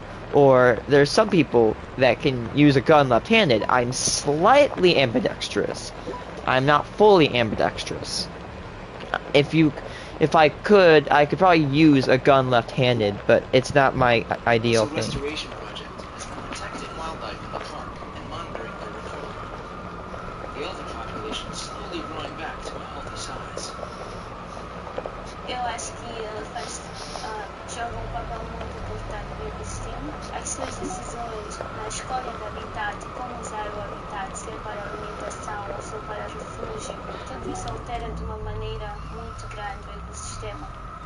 By studying the recovery of Gorongosa's elephants, Poole observed that many females lacked tusks. The first day I was here in 2011, I met a group of 50 elephants. Most of them were with tusks. So I knew kind of straight away when I came here that there was a high proportion of tusklessness. Tusks are a pair of elongated teeth. Yeah, they are. That continue to grow throughout an elephant's lifetime. They grow up to 2.5 meters. Elephants use their tusks to strip bark off trees, dig holes for water and minerals. It's cool. Males use them in contests against other males to win over females. Elephants use their tusks all the time. For males, tusks are really important because males are fighting over tusks. Recently, there's a very famous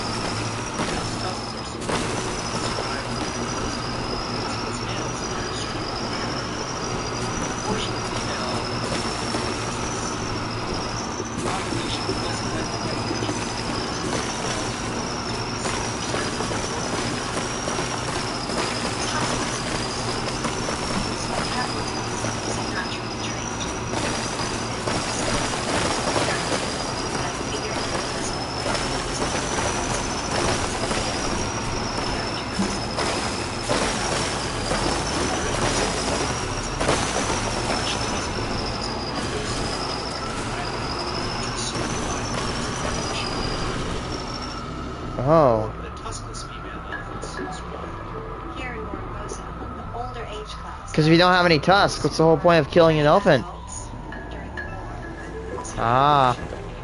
they have 50% tusks. Yeah, because bullets aren't cheap. Emergent selected tuskless Higher proportion.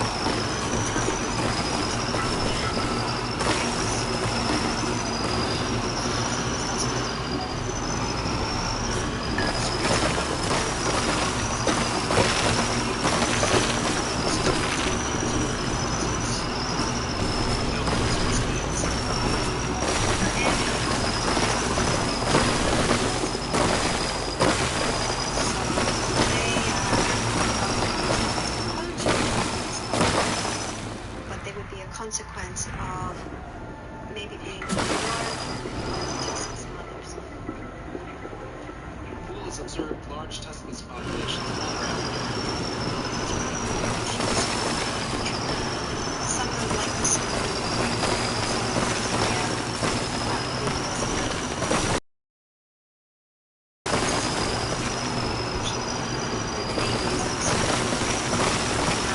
they have also very high levels of tusklessness.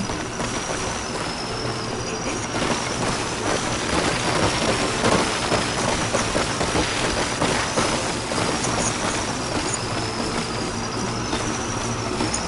They are.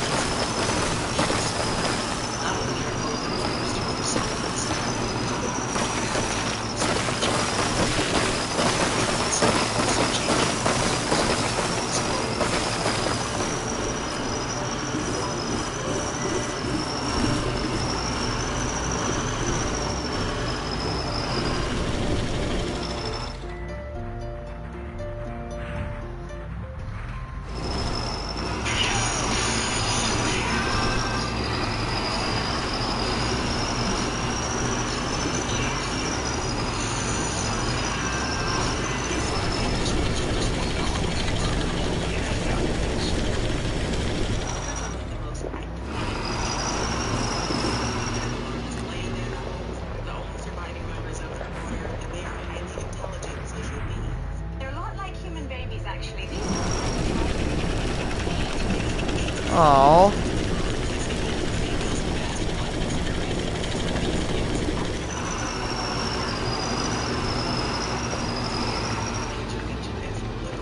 Changing the face of this. The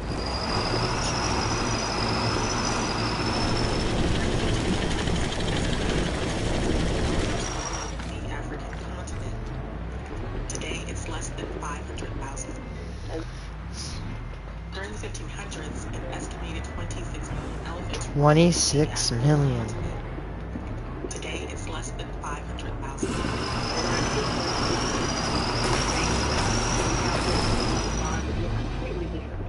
For example, digging up water that enables other animals to come in and drink from the same water sources. They move through the bush, they knock trees down, they're ripping up bark. So they play such an important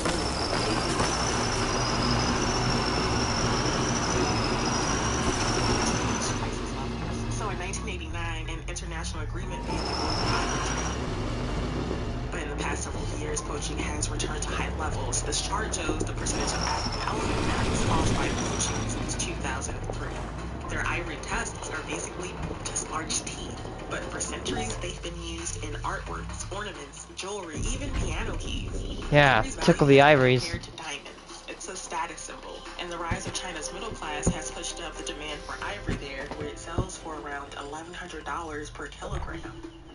to get a tusk to come out, has to kill the elephant, has to be hacked out. It's horrible. Very Oh my god. 1/3 of an elephant's tusks are in its skull, which contains a pulpy cavity of tissues, blood vessels, and nerves. That means they can't be preemptively removed by conservationists, an approach that has been applied to rhino horns, which aren't ivory, but are also sought after in Asia. Conservationists can safely remove up to 93% of a rhino's horn, but it's not possible to remove that much from elephants. but in recent decades, there's been an increasing trend of elephants being born tuskless. Tusklessness is a natural trait in elephants, particularly in females, much less so in Hey, it's the males. same lady, Joyce. While most African elephants of both sexes have tusks, around 2 to 6% are naturally born tuskless. Now, decades of heavy poaching have made that trait more common. This chart shows the elephant populations subject to poaching have higher rates of tusklessness compared to undisturbed populations. Let's use Gorngo's example. The same part. Heavy poaching happened during the Civil War from 1977 to 1992. Of the older female elephants who survived the war, over half were tuskless.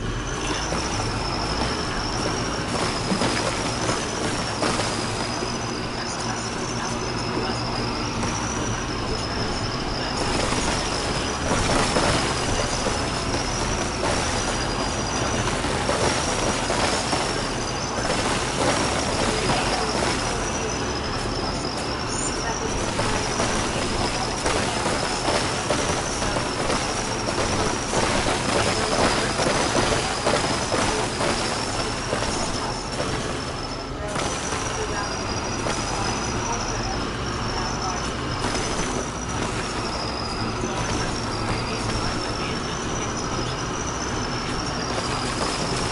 I can't fight males.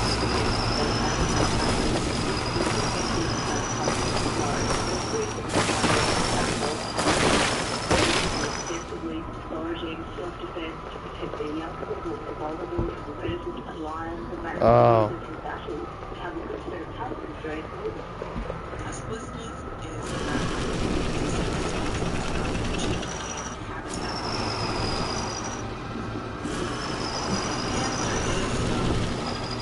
through determined conservation efforts, some African national parks are seeing growth in their elephant population.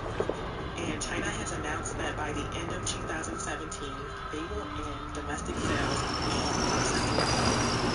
Those sales are contributing to elephant habitats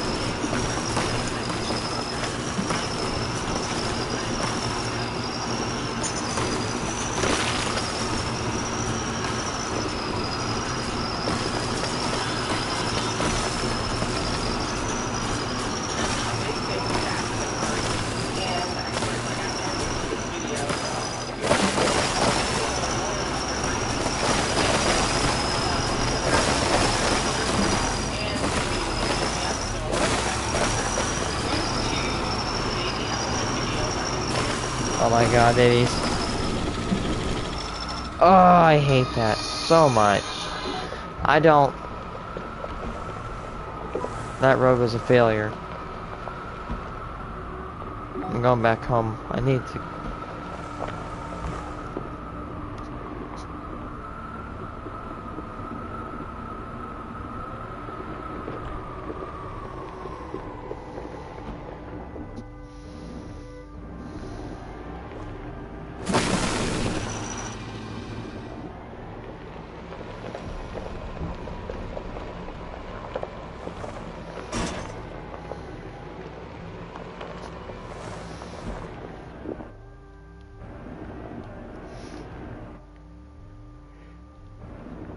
What is impossible in evolution? At Target, you can shop with confidence knowing that if you spot a better Target price, we'll match it with our holiday price match guarantee. Get low prices and great deals so you can holiday your way. Only at Target. Target purchases between. Why don't we see certain traits in nature? If evolution is so innovative, if it's powerful enough to create this, and this, and this, and this, and this, and whatever this is, then why can't humans grow wings and take to the sky? Or why don't fish have propellers? Why are there no five-legged cats or giraffe-sized chickens? And why do no animals have wheels? And why haven't zebras evolved laser turrets to fight off lions? Today, instead of talking about incredible mind-blowing traits that class created like we've done so many times before, we're going to talk about the limits of evolution's creativity and why certain traits are impossible to evolve. There's a myth in evolution that nature is infinitely creative. it isn't. Probably. By considering the reasons why certain things can't evolve, we can learn a lot about how evolution actually does work. So, yes, while these would all be awesome, don't make the rules, okay? Evolution is stupid. Takes a run. We begin in my childhood nightmares. The 1985 film Return to Oz was one of the most terrifying films I ever accidentally flipped the channel to as a young nerd. This unofficial sequel to the 1939 film The Wizard of Oz provided the fodder for more than one nightmare, thanks in large part to these. The Wheelers. What the hell? There is something deeply unnatural about a creature with wheels instead of hands or feet. I mean, both because it's extremely That creepy is stupid, and because Curse. it's biologically impossible. The wheeled animal question is a canonical case study when it comes to impossible things in evolution, or forbidden phenotypes. And remember, a phenotype is the observable physical properties of an organism. There are organisms that mold their entire bodies to enable wheel-like rolling movement, like pangolins, spiders, tumbleweeds, and roly-polies, or whatever you call these things where you're from. Or maybe we could envision an animal rolling around like the Mulefa, a fictional species in the fantasy series His Dark Materials, which hooks its feet into round seed pods and uses them as wheels. But acting like a wheel, or using a found object as a wheel, is not the same as having wheels as body parts. No animal uses a rolling wheel body part to move its body, and some of the reasons why they're pretty obvious. A structure capable of rolling continuously It's just around an impossible. axle would be physically separated from the body, and therefore impossible to build in a developing animal. This would also make it impossible to deliver nutrients and blood or nerve impulses to the wheeled appendage as well. But there are other, less obvious reasons animals don't have wheels. Which brings us here. To a Bronze Age foot soldier, the most terrifying sight imaginable would have been enemy chariots rolling onto the battlefield. Manned by a driver and either an archer or javelin thrower, the ability of these horse-drawn wheeled vehicles to move quickly across the field of battle made the chariot the dominant shock and awe weapon of its time from Mesopotamia to the Mediterranean. But by the 6th century AD, the chariot, along with almost every other wheeled form, disappear between North Africa and Central Asia. How could such a seemingly dominant technology just vanish? Because wheels had been replaced by camels. This happened for several reasons. The roads originally laid down across the Roman Empire had deteriorated. The skill and craftsmanship required to make efficient wagons and carts had slowly been forgotten. But most simply, in this particular region, camels were just better and more efficient than wheels when it came to carrying stuff. The camel can travel farther with less food and water than a horse or ox. They can cross rivers and rough terrain easier than a wheeled cart. And where a wagon requires a person to tend every 2 animals or so, half a dozen fully loaded camels can be managed by one person. Plus the fact that legs are traditionally better for traversing terrain. Here's where my thing is. You see, you wanna know, let's say if I take a car, right, and I try to go up Mount Everest, there is no way you're gonna do that. I would almost place billions of dollars to say you can't get a car up to Mount Everest without, like, wheeling it up there with a helicopter or something, or doing something like that, you know what I mean? But, however, people can climb Mount Everest because we have legs. Legs can adapt. Like, let's say, like, we're a bunch of wheels, like, where a wheel's probably as big as this room. I could stand on this chair with only 2 legs. I could stand on this chair and a stool because the human body, the legs, they're easy to move. I can move it left, right, forward, back, up, or down and up. I can move it so many different ways, where a wheel is stationary. It cannot move. Legs, however, can be knocked over. Just watch Star Wars episode 6 because it's the only problem. But usually legs are superior. Likewise, Europeans were stunned to find no wheeled vehicles used by the Aztecs, Incas, and other American indigenous cultures, even in places where llamas were used as pack animals. Now, archaeological discoveries show us early American cultures definitely invented wheels of their own, but beyond water wheels for milling or toys, they didn't find wheels all that useful or necessary for their particular terrain and environment.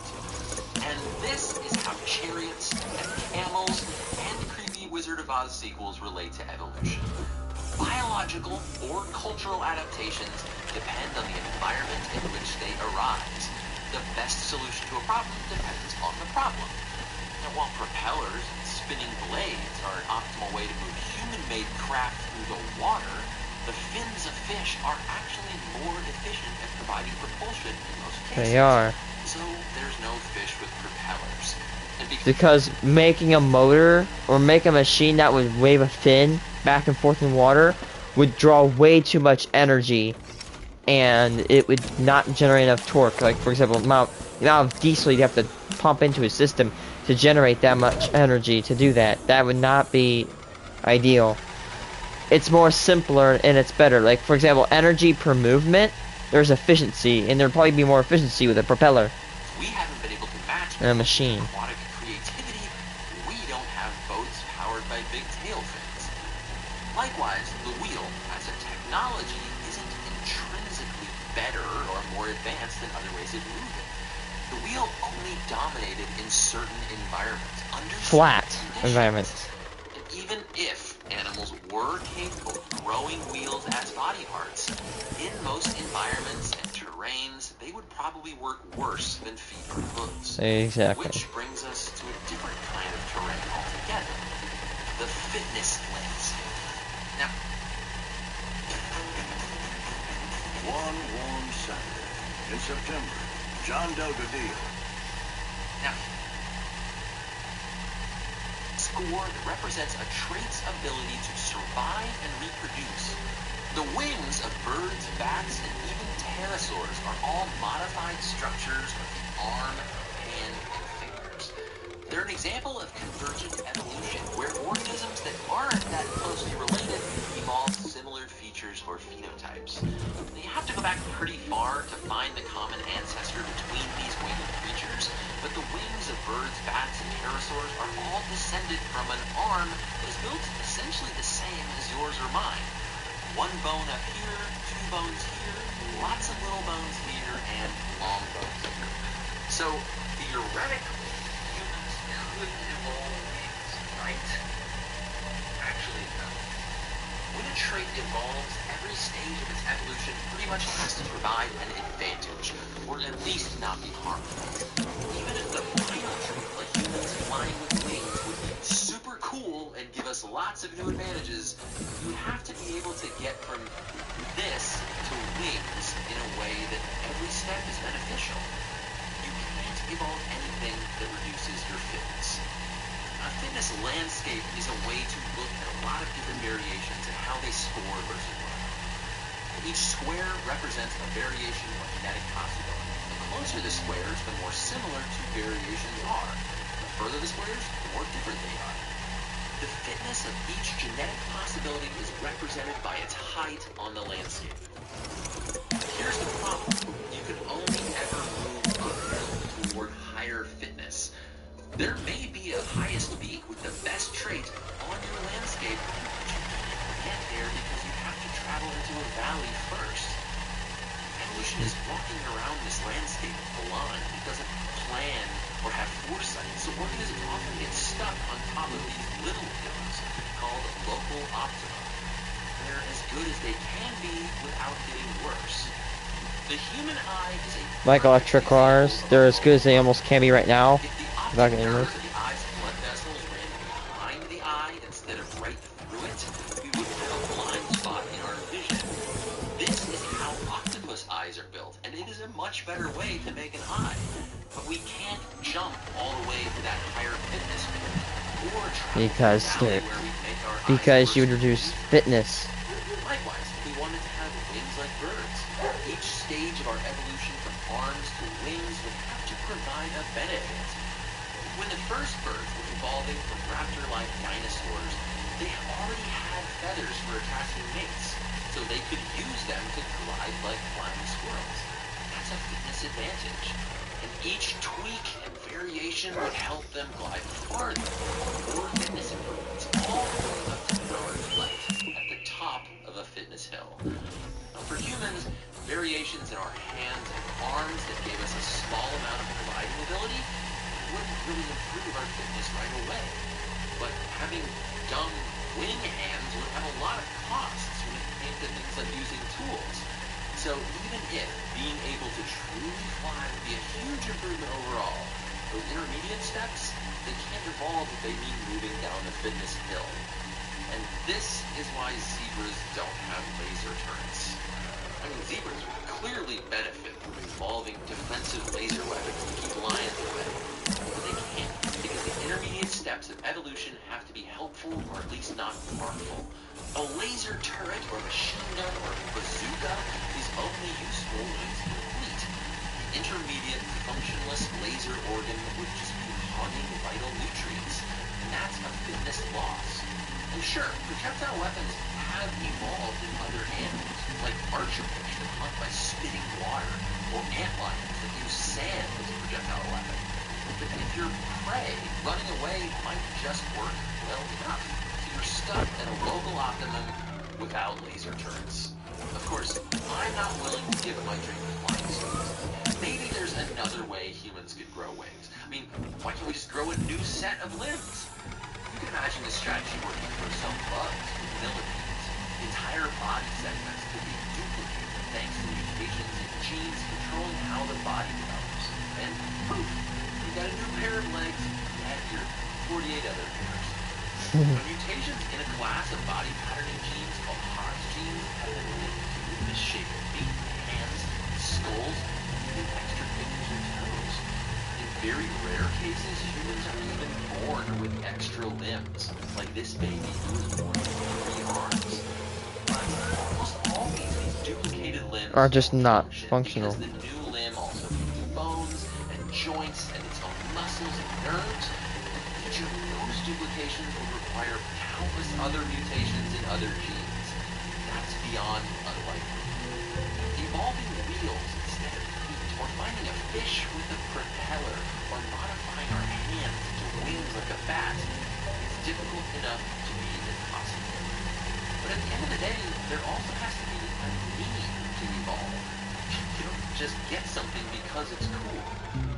This is perhaps the worst car ever made in the history of driving. The Tremont had a 25 horsepower 2-stroke engine closer to what's in a lawnmower than a car. A plastic body, no fuel door, no rear seat belts, not even a turn signal indicator.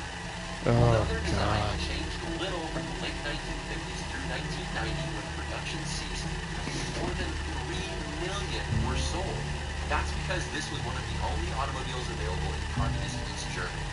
Before the fall of the Berlin Wall in 1989, East Germany was a closed economy, meaning there was no competition from other car manufacturers and no pressure to improve this vehicle. For natural selection to happen, an organism has to run into some challenge that impacts its survival, what we call a selection pressure. The East German lawnmower sedan never had selection pressure from other automobiles, forcing it to improve. There's nothing to basically fight it. So well, despite being very bad. Sauschlecht. Sauschlecht. That's like what's called. That makes a lot of sense. Like if you're an automobile dealer, let's say you're a clan in like Minecraft, right? And you're the only clan in your world.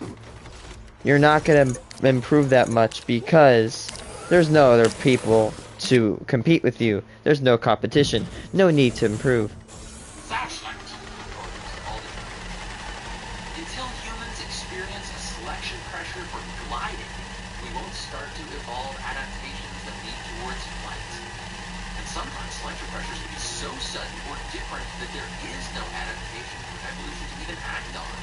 The dodo had no adaptations for defending itself because it never encountered humans or other predators. Well, we all know how that ended. Yep. I love the target dog. We were a global energy company with customers in different places on different systems. So you call in IBM and Red Hat to create an open hybrid cloud platform. Now data is available anywhere and secure. Let's create a hybrid cloud that can change an industry. IBM, let's create. But beyond all of these principles of evolutionary biology, one of the biggest limitations we face is physics. Exactly. The reason we don't see gigantic land animals like Mr. Longneck here anymore is two pesky bits of physics. One, gravity. You're probably familiar with that one. Personally, how I stay so down to earth. Two, the square cube law. Square cube law. Its volume increases much faster than its surface area. So as something grows and gets more and more volume, any process that depends on the amount of surface that you have will become less and less efficient unless you change your shape to make more surface. This is the reason that big complex organisms like us are multicellular instead of 6-foot-tall, single-celled amoeba blobs. That wouldn't provide enough surface area to exchange nutrients, waste, and energy for all of our big blobby volume. So instead, our bodies are made of 37 trillion cells, give or take. And the only way to have enough surface area is all of this. Gravity and square cube law combined is why here on Earth, it's unlikely we ever get land animals weighing more than 100 tons.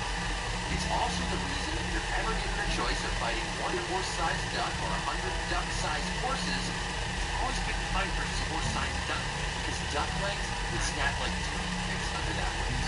And the limitations of physics are not just something that animals have to deal with. Calculations of how gravity affects the flow of water in trees estimate the maximum height a tree could ever reach on Earth is 130 meters. Which, sure enough, the tallest tree we know of is just under 160 meters. A different physical environment comes with different physical restrictions. Blue whales, the largest animals to ever live on Earth, weigh up to 173 tons because the buoyancy provided by their watery environment counteracts the gravity.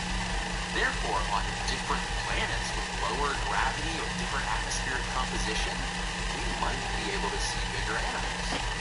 For instance, 300 million years ago, the concentration of oxygen in Earth's atmosphere was much higher than it is today, reaching as high as 30%. And insects, which don't have lungs and circulatory systems like we do, they breathe by gases just diffusing into their bodies. They were able to grow much larger than insects today. Dragonflies the size of birds. For all of nature's creativity, a few empty spots remain on the tree of life where branches seemingly can't grow. What we call impossible phenotypes that, as far as we know, have never arisen in the history of Earth. Like freshwater coral reefs, or birds that give birth to live young, or plant-eating snakes. I mean, there are thousands of species of snakes, and only one would take advantage of the food source that all of the other snakes are ignoring and go vegetarian. And snakes' closest relatives, lizards, many of them eat plants. Making the switch from meat to plant diet work for pandas, barely. But maybe there's something about how snakes live that prevents it from getting... What?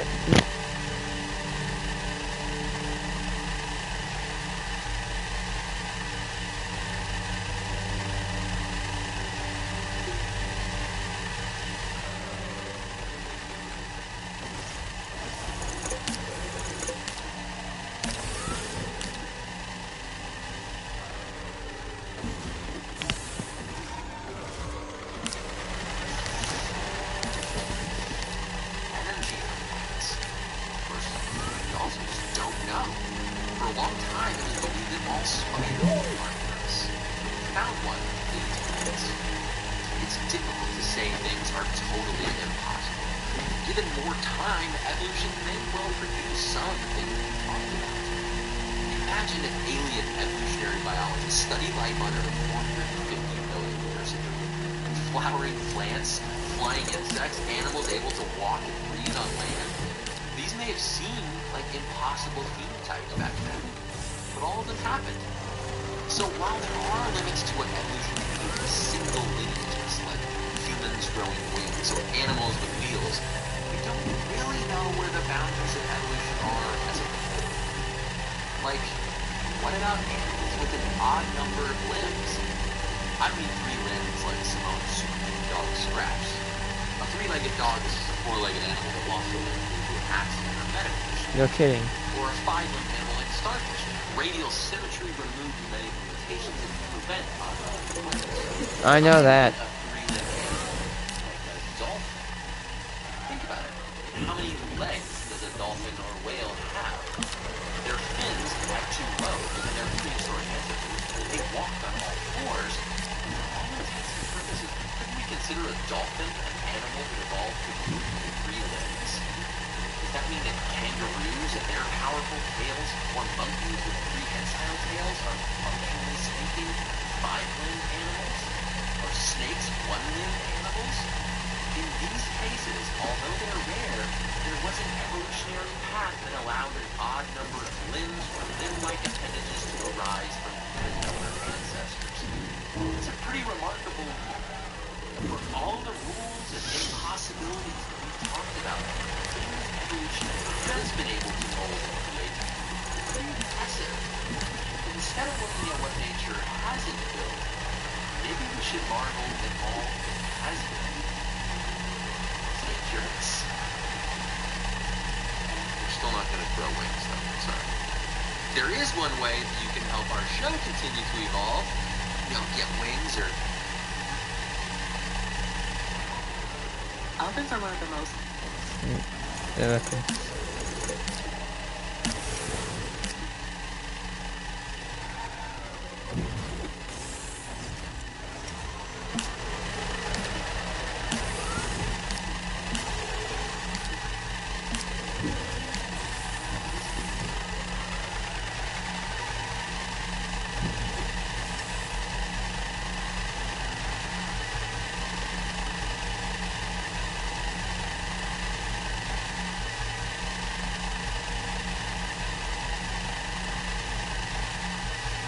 Titanoboas. Oh my god.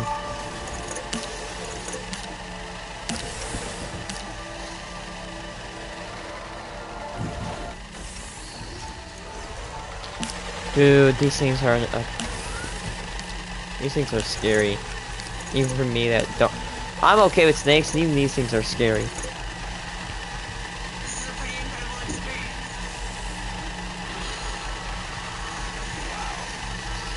There's always more to see. Titanoboas are the largest snake ever known to exist. They are extinct, luckily.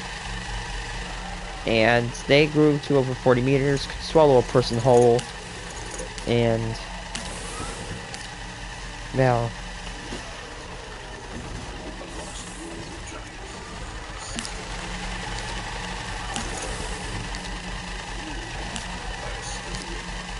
my god. Apex.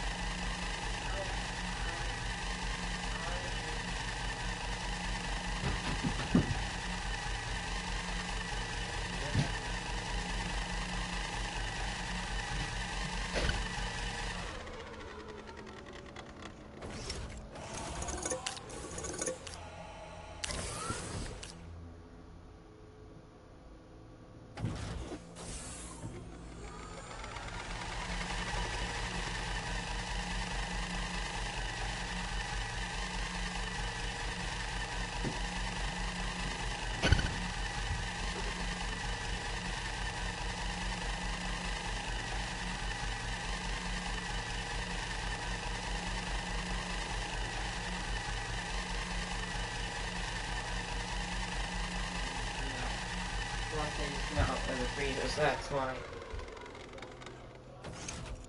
Yeah, fall him out. Please.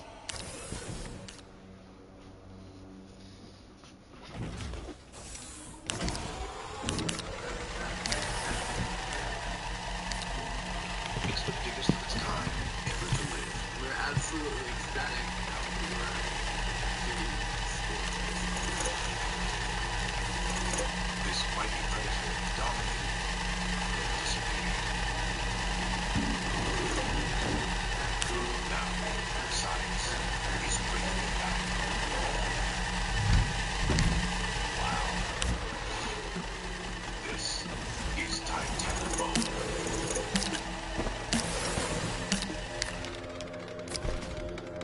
God, what a nightmare.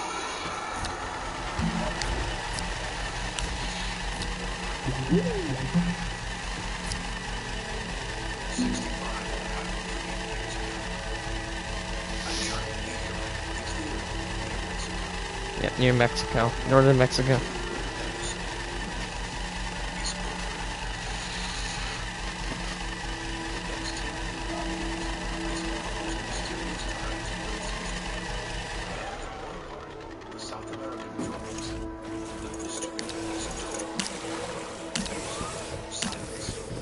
Until something remarkable happens.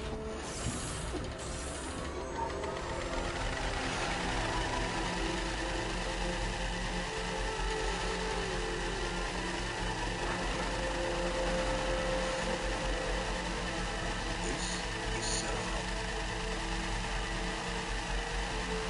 A grand canyon carved by vast machines, counting out 35 million tons of coal every year. A hole in the earth the size of 8,000 football fields.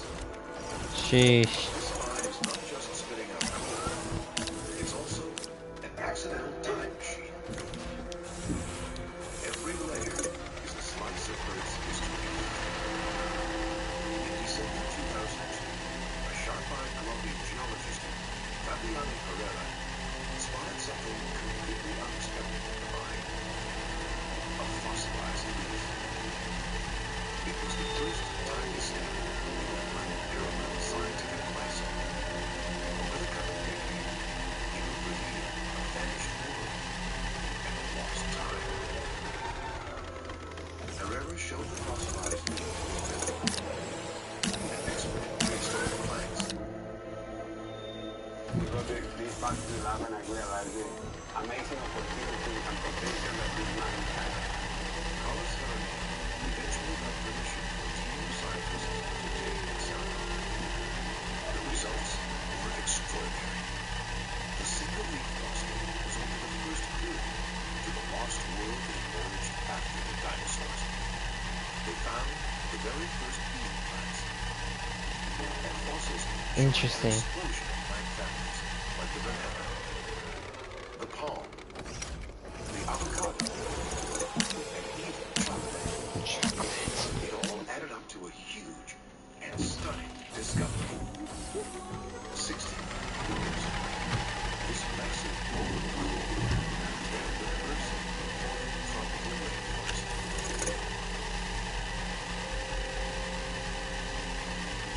But this is much more than a story of trees and leaves. So we went to study the whole ecosystem, the geology, the plants and the animals. It is those animals that capture the world's imagination.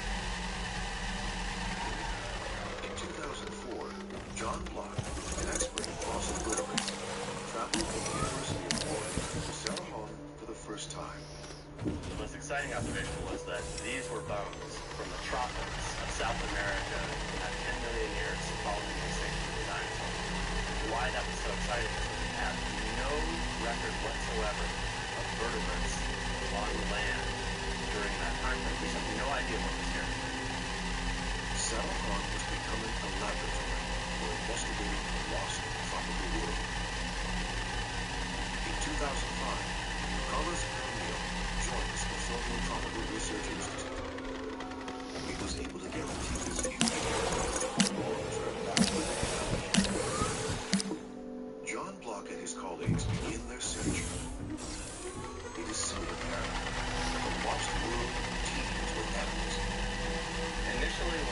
collecting, especially on this slope, there was so much bone that we picked up a lot of things all at once. It was almost like a salvage kind of operation. The sheer scale of the fossils is amazing. Turtles with shells the size of pool tables, snub-nosed crocodiles as long as an SUV, and species never seen before. Picked up things very quickly, wrapped them up so we could clean them back in the lab and study. Turtle and crocodile fossils were temporarily loaned to the research team by the Colombian Geological Survey.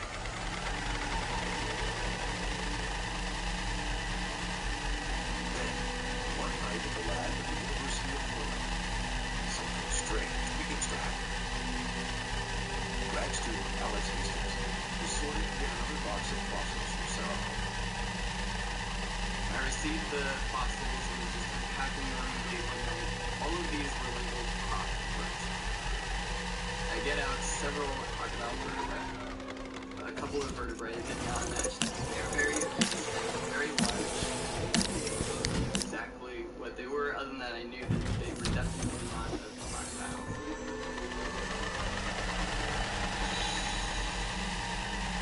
Another grad student, Jason Ford, a reptile specialist, was also working late that night.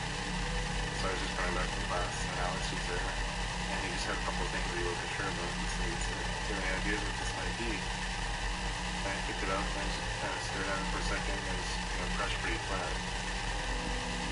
My eyes get really wide. I was like, "Oh, this is a giant snake."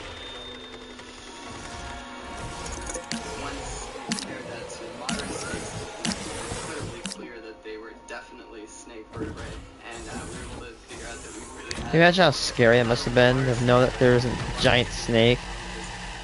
Being the first one to actually know that and to comprehend that thought.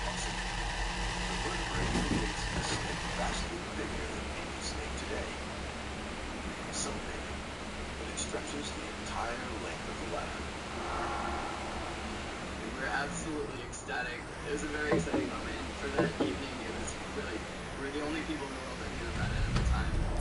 Incredible though it is, it seems two grad students have on their hands one of the biggest discoveries of the century. It's like finding T-Rex. The next morning, a third person, John Block, is let in on the secret. I think probably my reaction was pretty similar to the reaction that maybe my 7-year-old son would have experienced. Just complete excitement and awe that such a huge snake exists. The extraordinary night in the lab will propel John Block into an age-old human obsession. Snakes have always been symbols of threat and danger.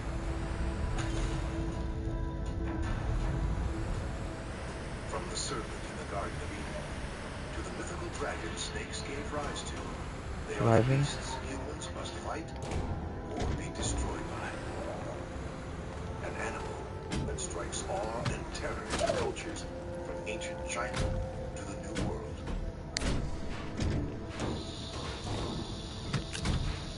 There are frighteningly good reasons for these fears. Around 1 million people are bitten by venomous snakes each year. Up to 90,000 die. Tens of millions are gripped by snake phobia. The giant discovered in Saraham, though long extinct, will add an unimaginable new dimension to snake lore.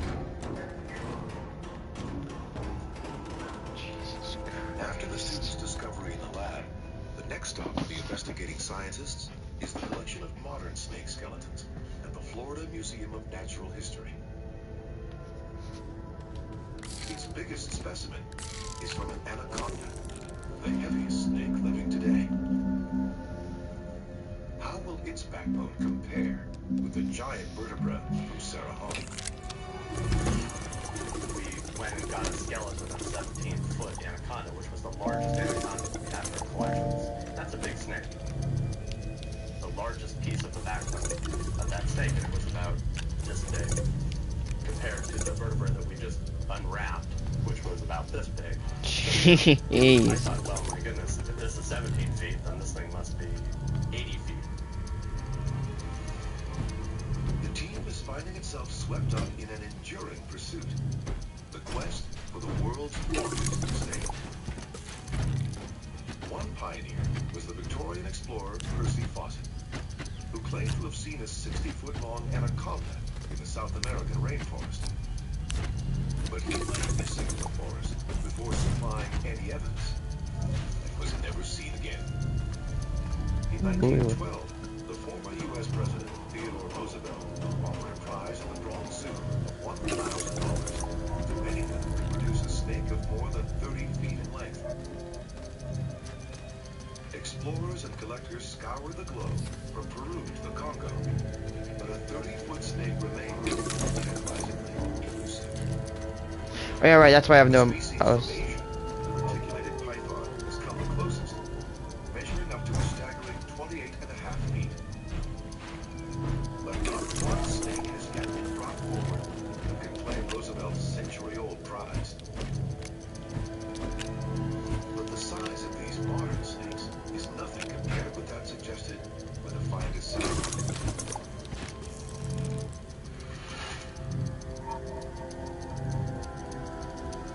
After the discovery of the giant vertebrate, John Block contacted Jason Penn, an expert in extinct snakes, and the... Gabby, how does that make you feel? Oh, I feel moisturized.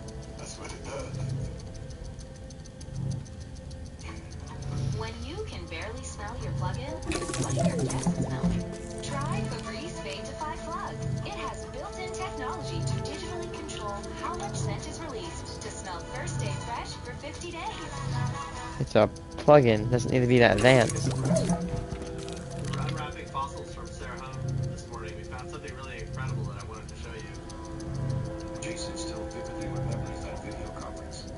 Seeing him holding this, very excited. That is the world's largest snake, John. I'm absolutely surprised. That's the largest snake I've ever seen. That's gotta be the largest snake I've ever seen.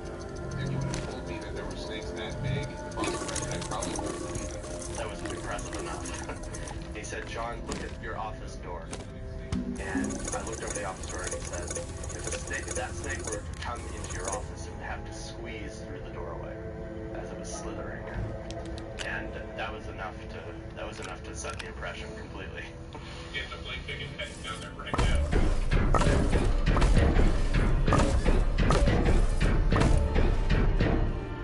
At the Florida lab, Jason's first line of investigation is into the kind of snake this is. Is it related to a type already known, or something completely new? With only vertebrae to go on, this is a complex task, requiring an expert eye. In the case of snakes, figuring out who's related to who would be easy if we had complete skulls. Most of the fossil record of snakes is isolated backbones. All snakes have one thing in common. They are a type of lizard that lost their legs and they developed elongated bodies. They may look similar to the untrained eye, but their evolution is highly varied. Over their 100 million years, snakes have diversified. Some families have developed super toxic venom with specialized fangs, like cobras, vipers, and rattlesnakes.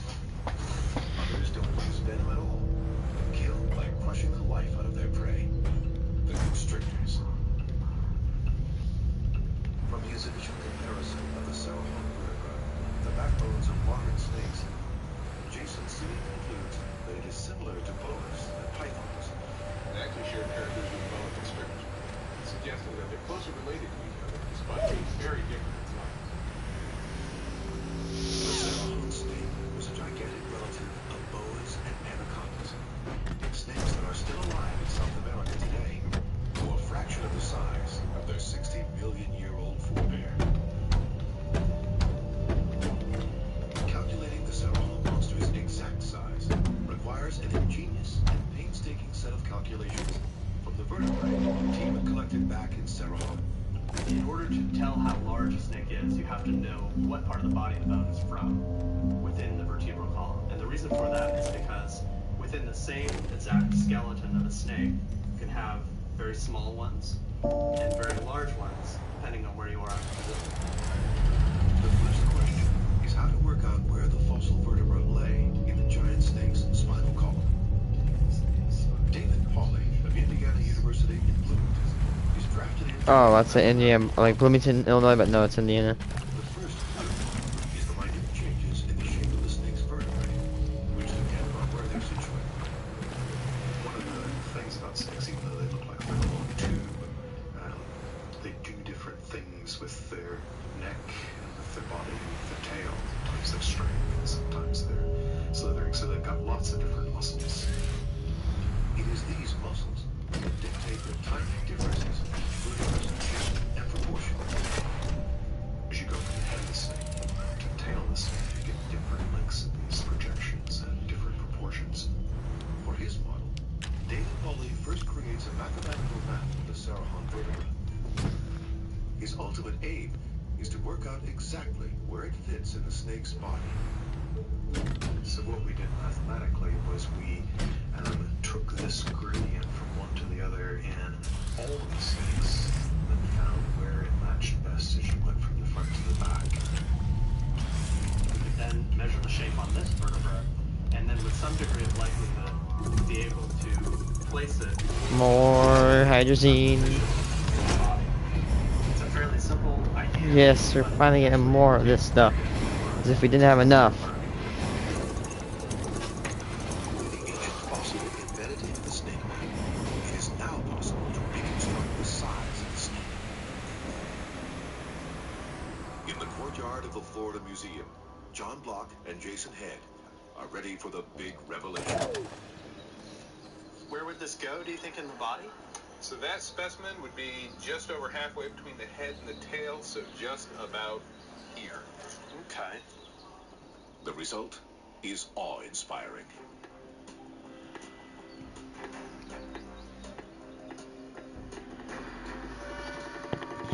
Crap. The longest modern snake, the reticulated python, measures 28 feet.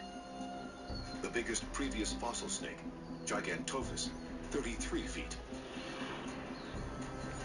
The Sarahon snake smashes the record. 48 feet long.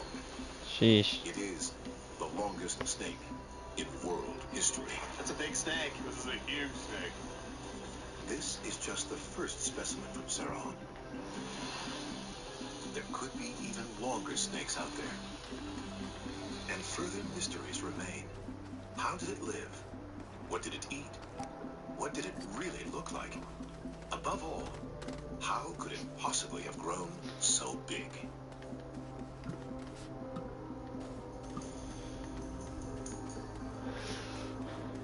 It's time to name it.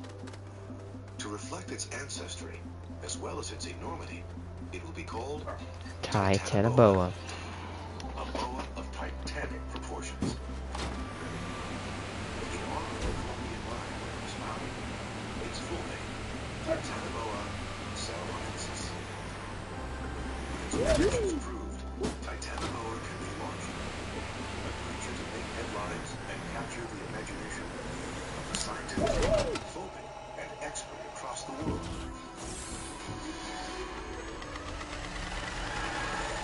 Many people's reactions is just sort of out of horror. There's a certain fear of snakes that exists out there, and I think for a lot of people that's sort of the root of fascination.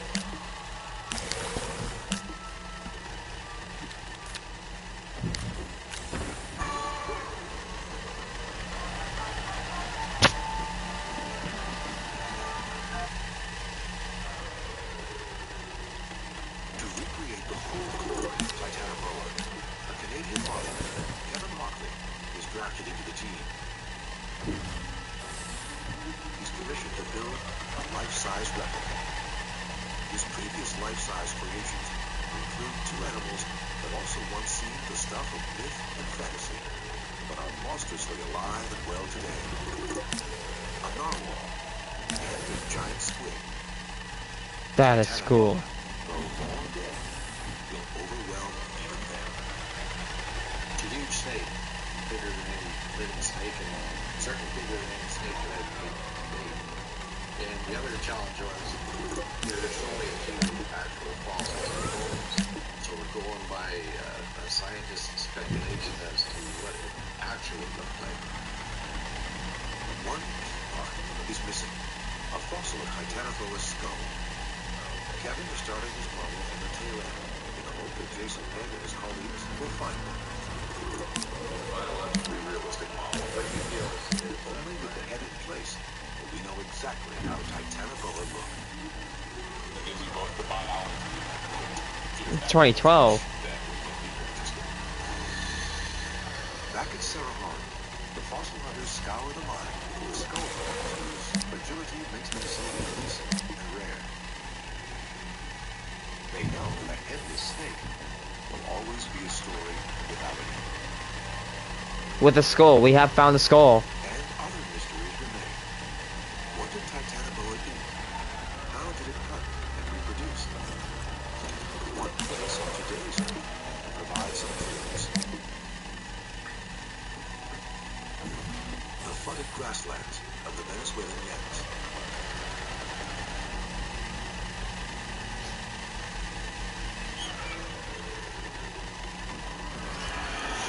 Here, the average temperature is more than a sweltering 80 degrees.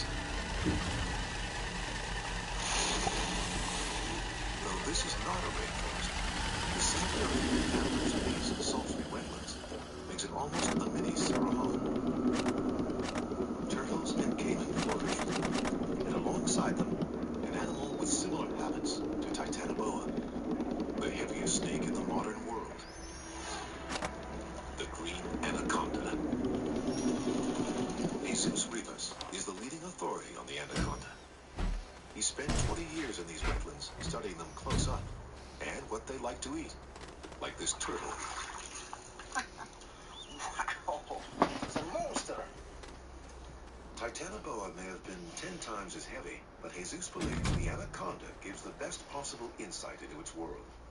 Most animals live in trees, and unlikely move from Titanoboa, so the anaconda, also one of the boa group of snakes, offers the best comparison. Titanoboa is an aquatic tropical snake that is very related to anaconda. I can't think of a closer model of stand snakes to understand what Titanoboa was like than living anacondas. Jesus walks these snake-infested swamplands barefoot, so he can feel reptiles he can't see. Oh my god, hell no. There are leeches, stingrays, caiman, crocs, and piranhas in his path. That's a whole lot of hell But no. it's worth it to get to grips with these magnificent but shy creatures. Leeches are just a no for me. Suddenly, Jesus feels a familiar, slithering presence on their foot. There's something for you.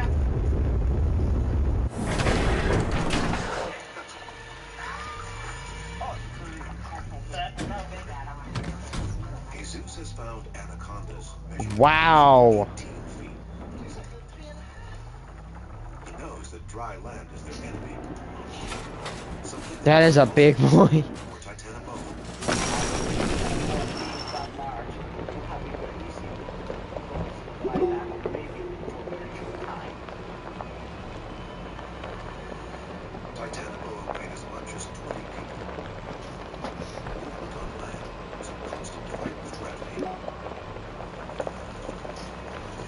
Like the anaconda, his friend was water, where it becomes effectively weightless and faster. Today's snake habitat in Venezuela reinforces the evidence that Titanoboa's kingdom was a rainforest water. This is a very large, slow-moving river system, and that water needed rivers. So what we have is a big, wet landscape full of water, a lot of aquatic snakes. Titanoboa's weight is suffocating him. Sliding into the water, it is coming home.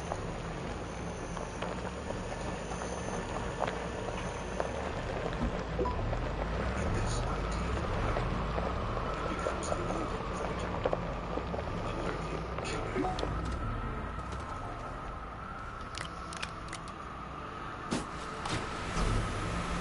John Locke and Jason Head, experts in the prehistoric world, land with the Venezuelan Llanos, close to the equator.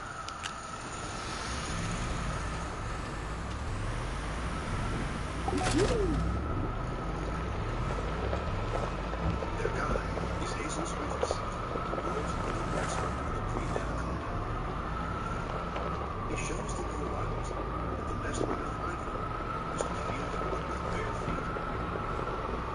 Alarmingly, he can also tell them that anacondas can be lethal, even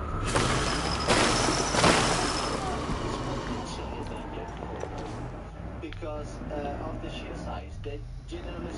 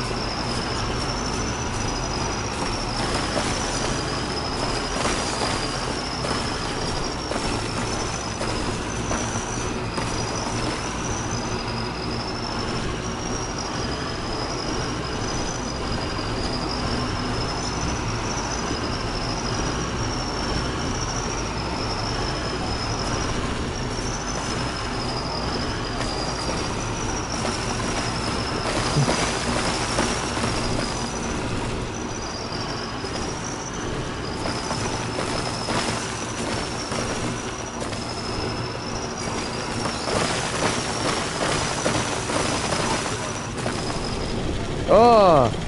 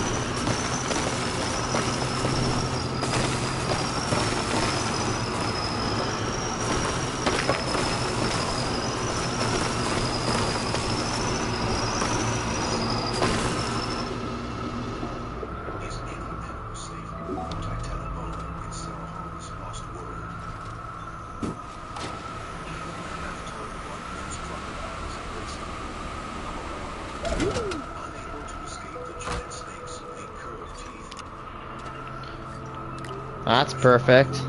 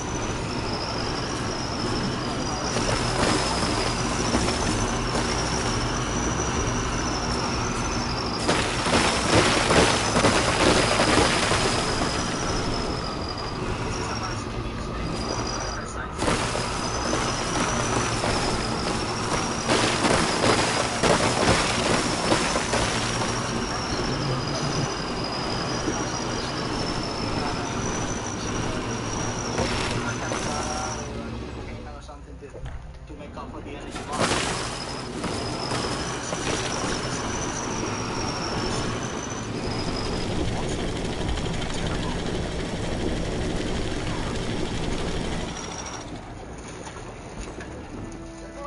The habitat and plants may be different, and this is not a rainforest. John and Jason's work, both in the lab and the field, is fed back to their model maker, Kevin Hockley, thousands of miles away in Canada.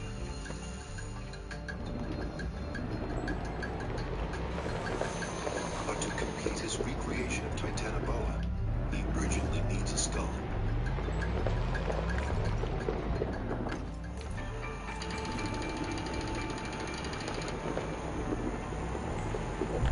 They're in a race against time to find the one missing piece in their jigsaw puzzle, a remnant of Titanoboa's skull. Soon, diggers will penetrate beneath the sea of coal and reveal the lost remains.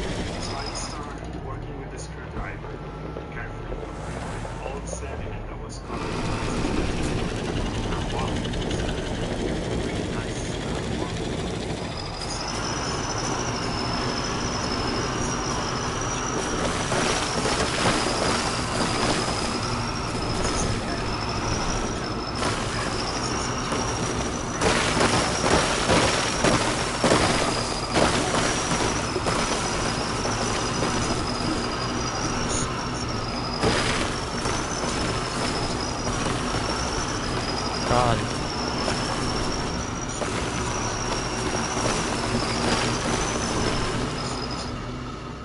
It grew as big as a man.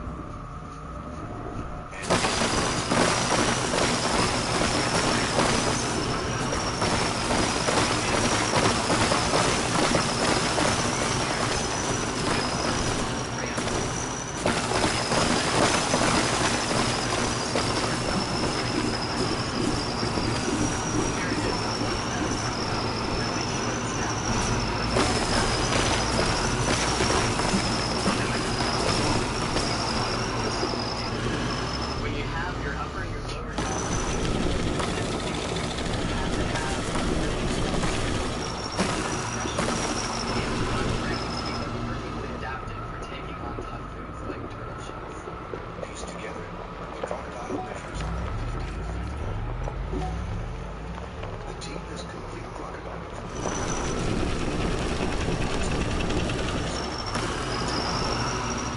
And there's still no skull. Finding the skull is almost impossible. They're fragile shards.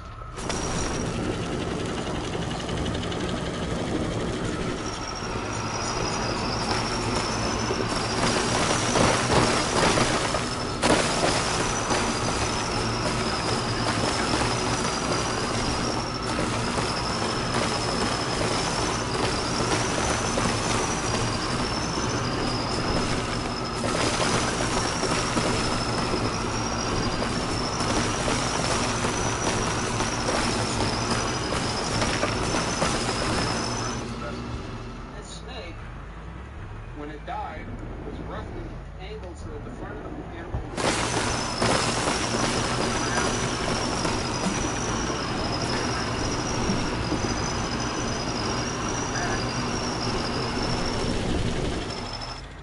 How big do you think this snake was?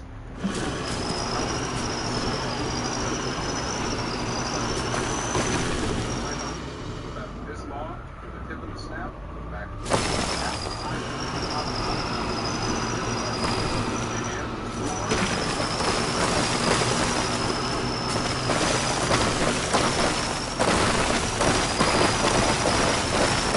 documentary makes me want to play Ark again.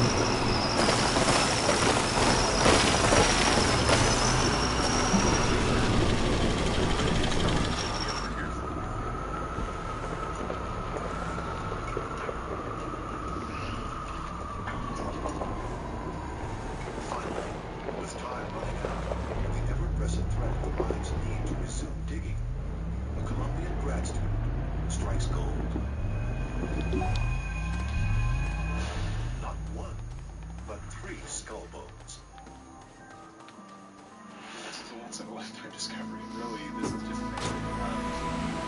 For somebody who is running around the world and picked up woodwork, and actually pick up these stone, it's absolutely unbelievable experience. It's almost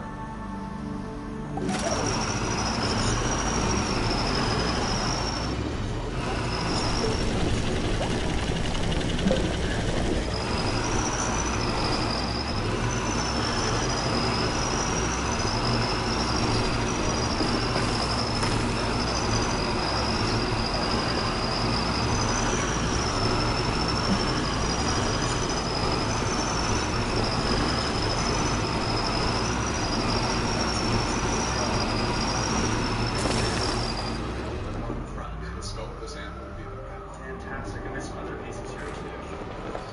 The huge size of Titanobo's head is held down over its mouth.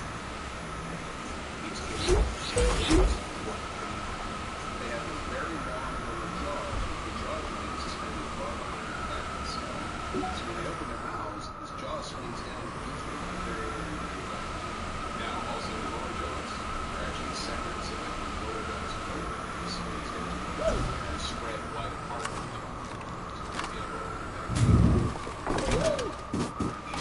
Snakes display appetites that defy belief. In the Everglades, a large python once swallowed an alligator as big as itself. It didn't end well for either. The snake exploded. But prey like that was easy meat for Titanoboa. In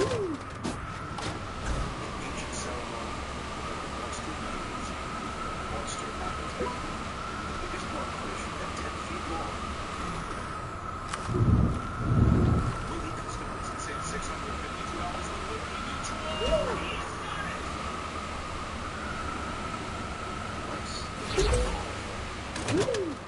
The crocodiles, 15 feet long and powerful, satisfying as the main course. Perhaps only one animal. Scary when you realize that alligators can be killed by a freaking snake. Giant red-tongued turtle. They got really, really challenged. And that means a lot of gold for a snake to get, I guess. So it's a really good idea for a snake to get something that is going to stay in your stomach for so long.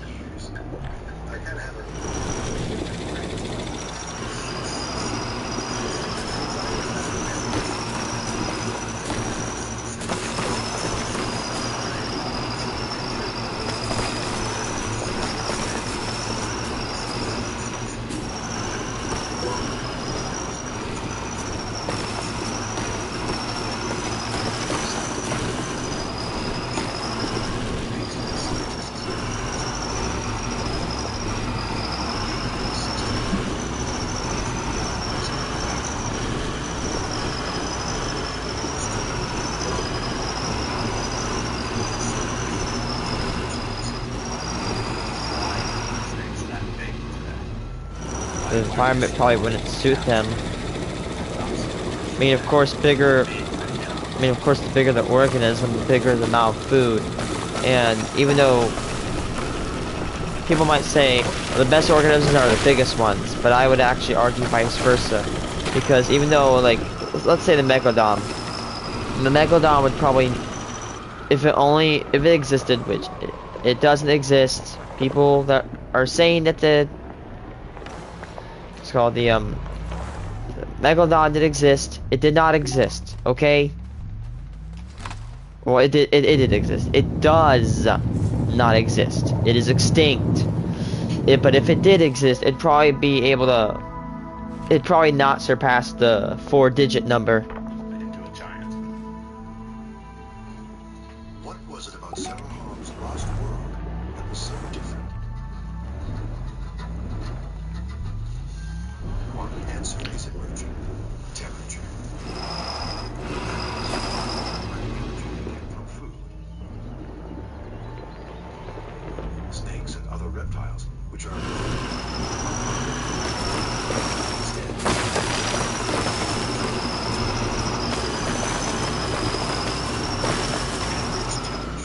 that determines how big a snake can grow. In order for a cold-blooded animal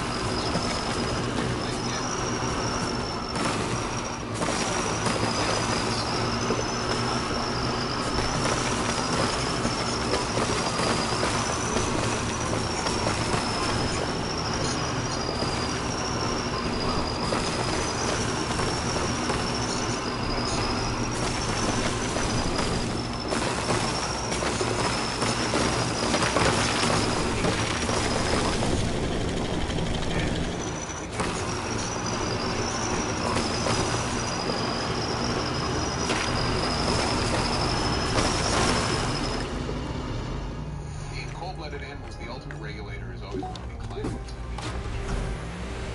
Titanoboa's size is evidence of a higher temperature 60 million years ago. There's further support for a warmer climate, a much tinier piece of evidence. The humble leaf.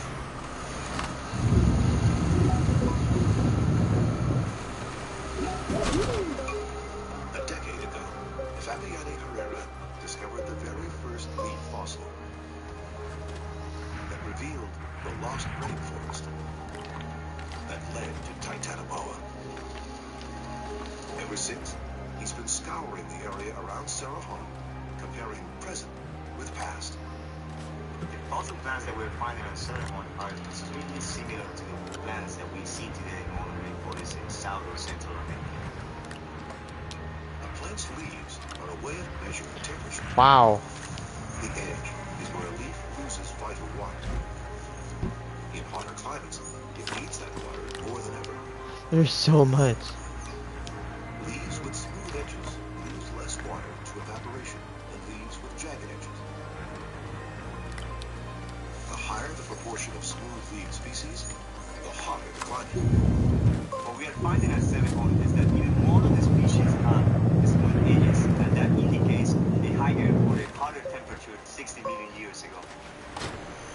For John Block and Jason Hay, as they near the end of this part of their journey to Sarahom's lost world, this research on temperature is just a fascinating byproduct.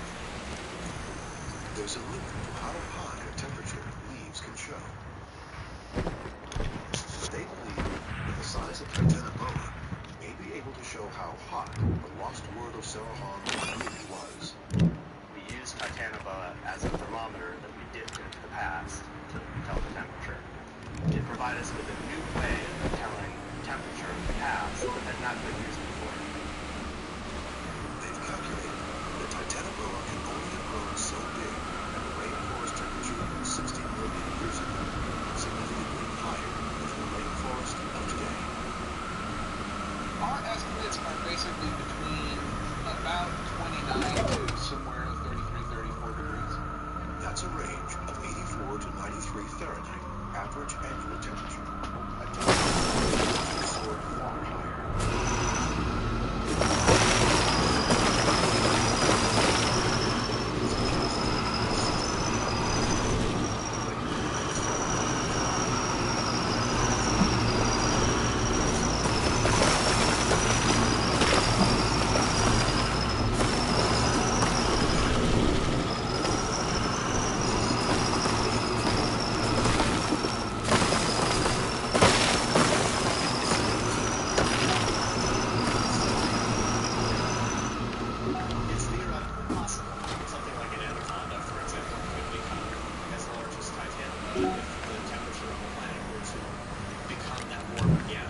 Reassuring. The reality of the past is that in the end, Titanoboa disappeared. Whether cooling temperatures or something else killed it off.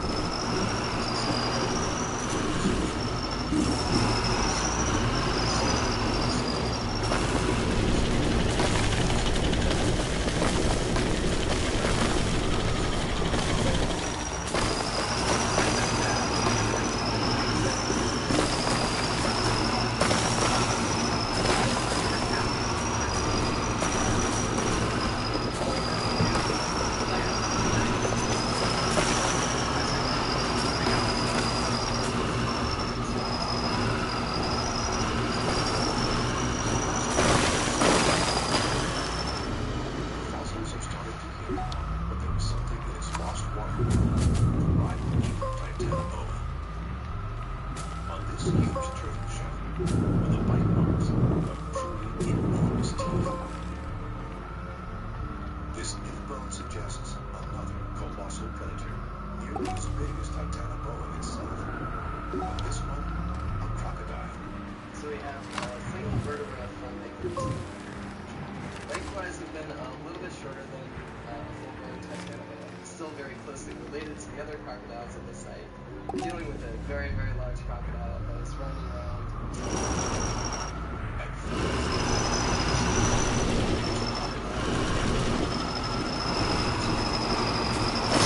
Is it called like sacrigal something?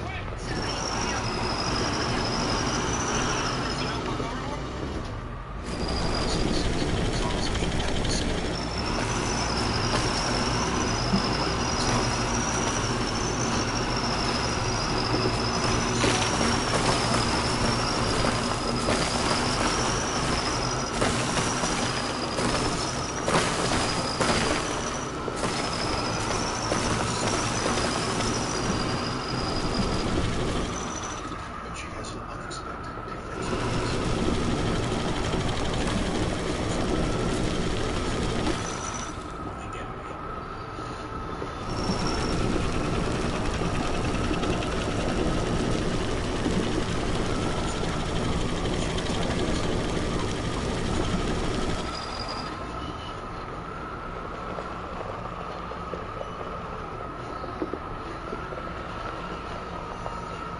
Exerting pressure of 30 pounds per square inch. Sheesh. Ultimate constrictor squeezes the life of the biggest crocodile in several levels lost the world.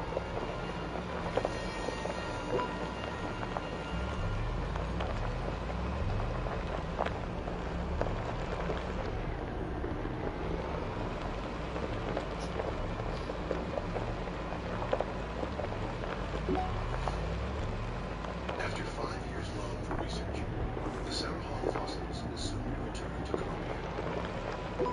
And in their place, a new vision of Titanoboa is about to emerge.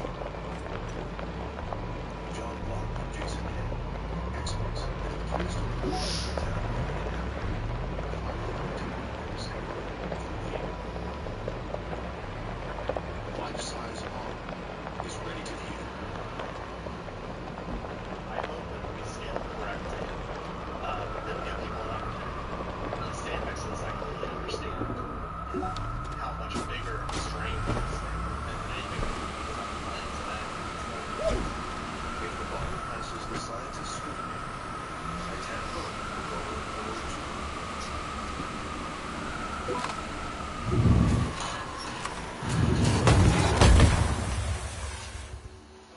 Oh my god, that was not even close.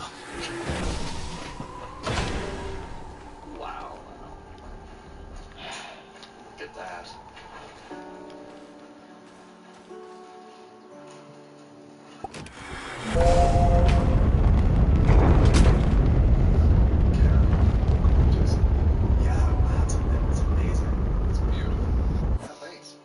It's extraordinary to think that this is the actual creature derived from the single vertebra that began this journey of discovery. And there's one last snake secret revealed in the way Hockley has modeled the replica. Titanoboa probably used gravity to help move its its prey down its throat. He's captured that fantastic detail in this massive model. Wow. That's incredible. You know, yeah, the scale is really amazing. The scale that it's portrayed at really brings the tremendous size of this animal home. It's mind-boggling to think of a living snake that large moving through an environment. To really see it as it in its color with the skin and muscle underneath it and this life.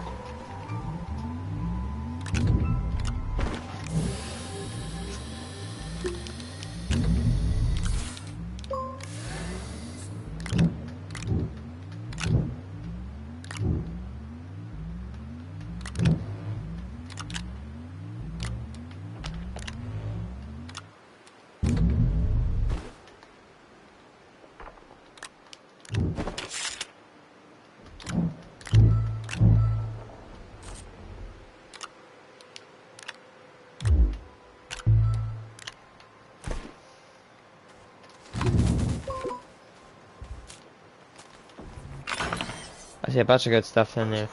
Really, for the first time in the whole time I've been working on Titanoboa, really gives me an appreciation for it as an animal. We're really at the point now where the snake has grown up, and we're giving away what we know, essentially giving Titanoboa to the world. Today, all that's left of Titanoboa's lush world is this barren landscape, the vast Saruman Mine. But it's our window onto a world of super crocodiles the size of small trucks, and turtles the size of bears. Here among trees that are now cold, Titanoboa reigns supreme, queen of the ancient tropical rainforest. In her mane, she hunts down the prey. Yeah? Oi.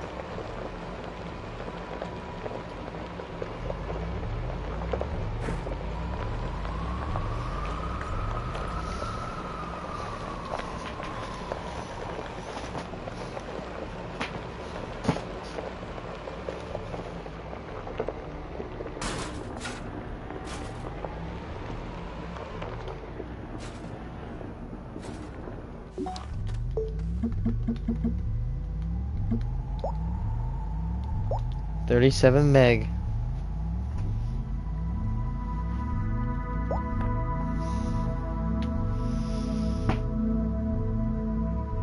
Alright, I'm gonna go. Be right back.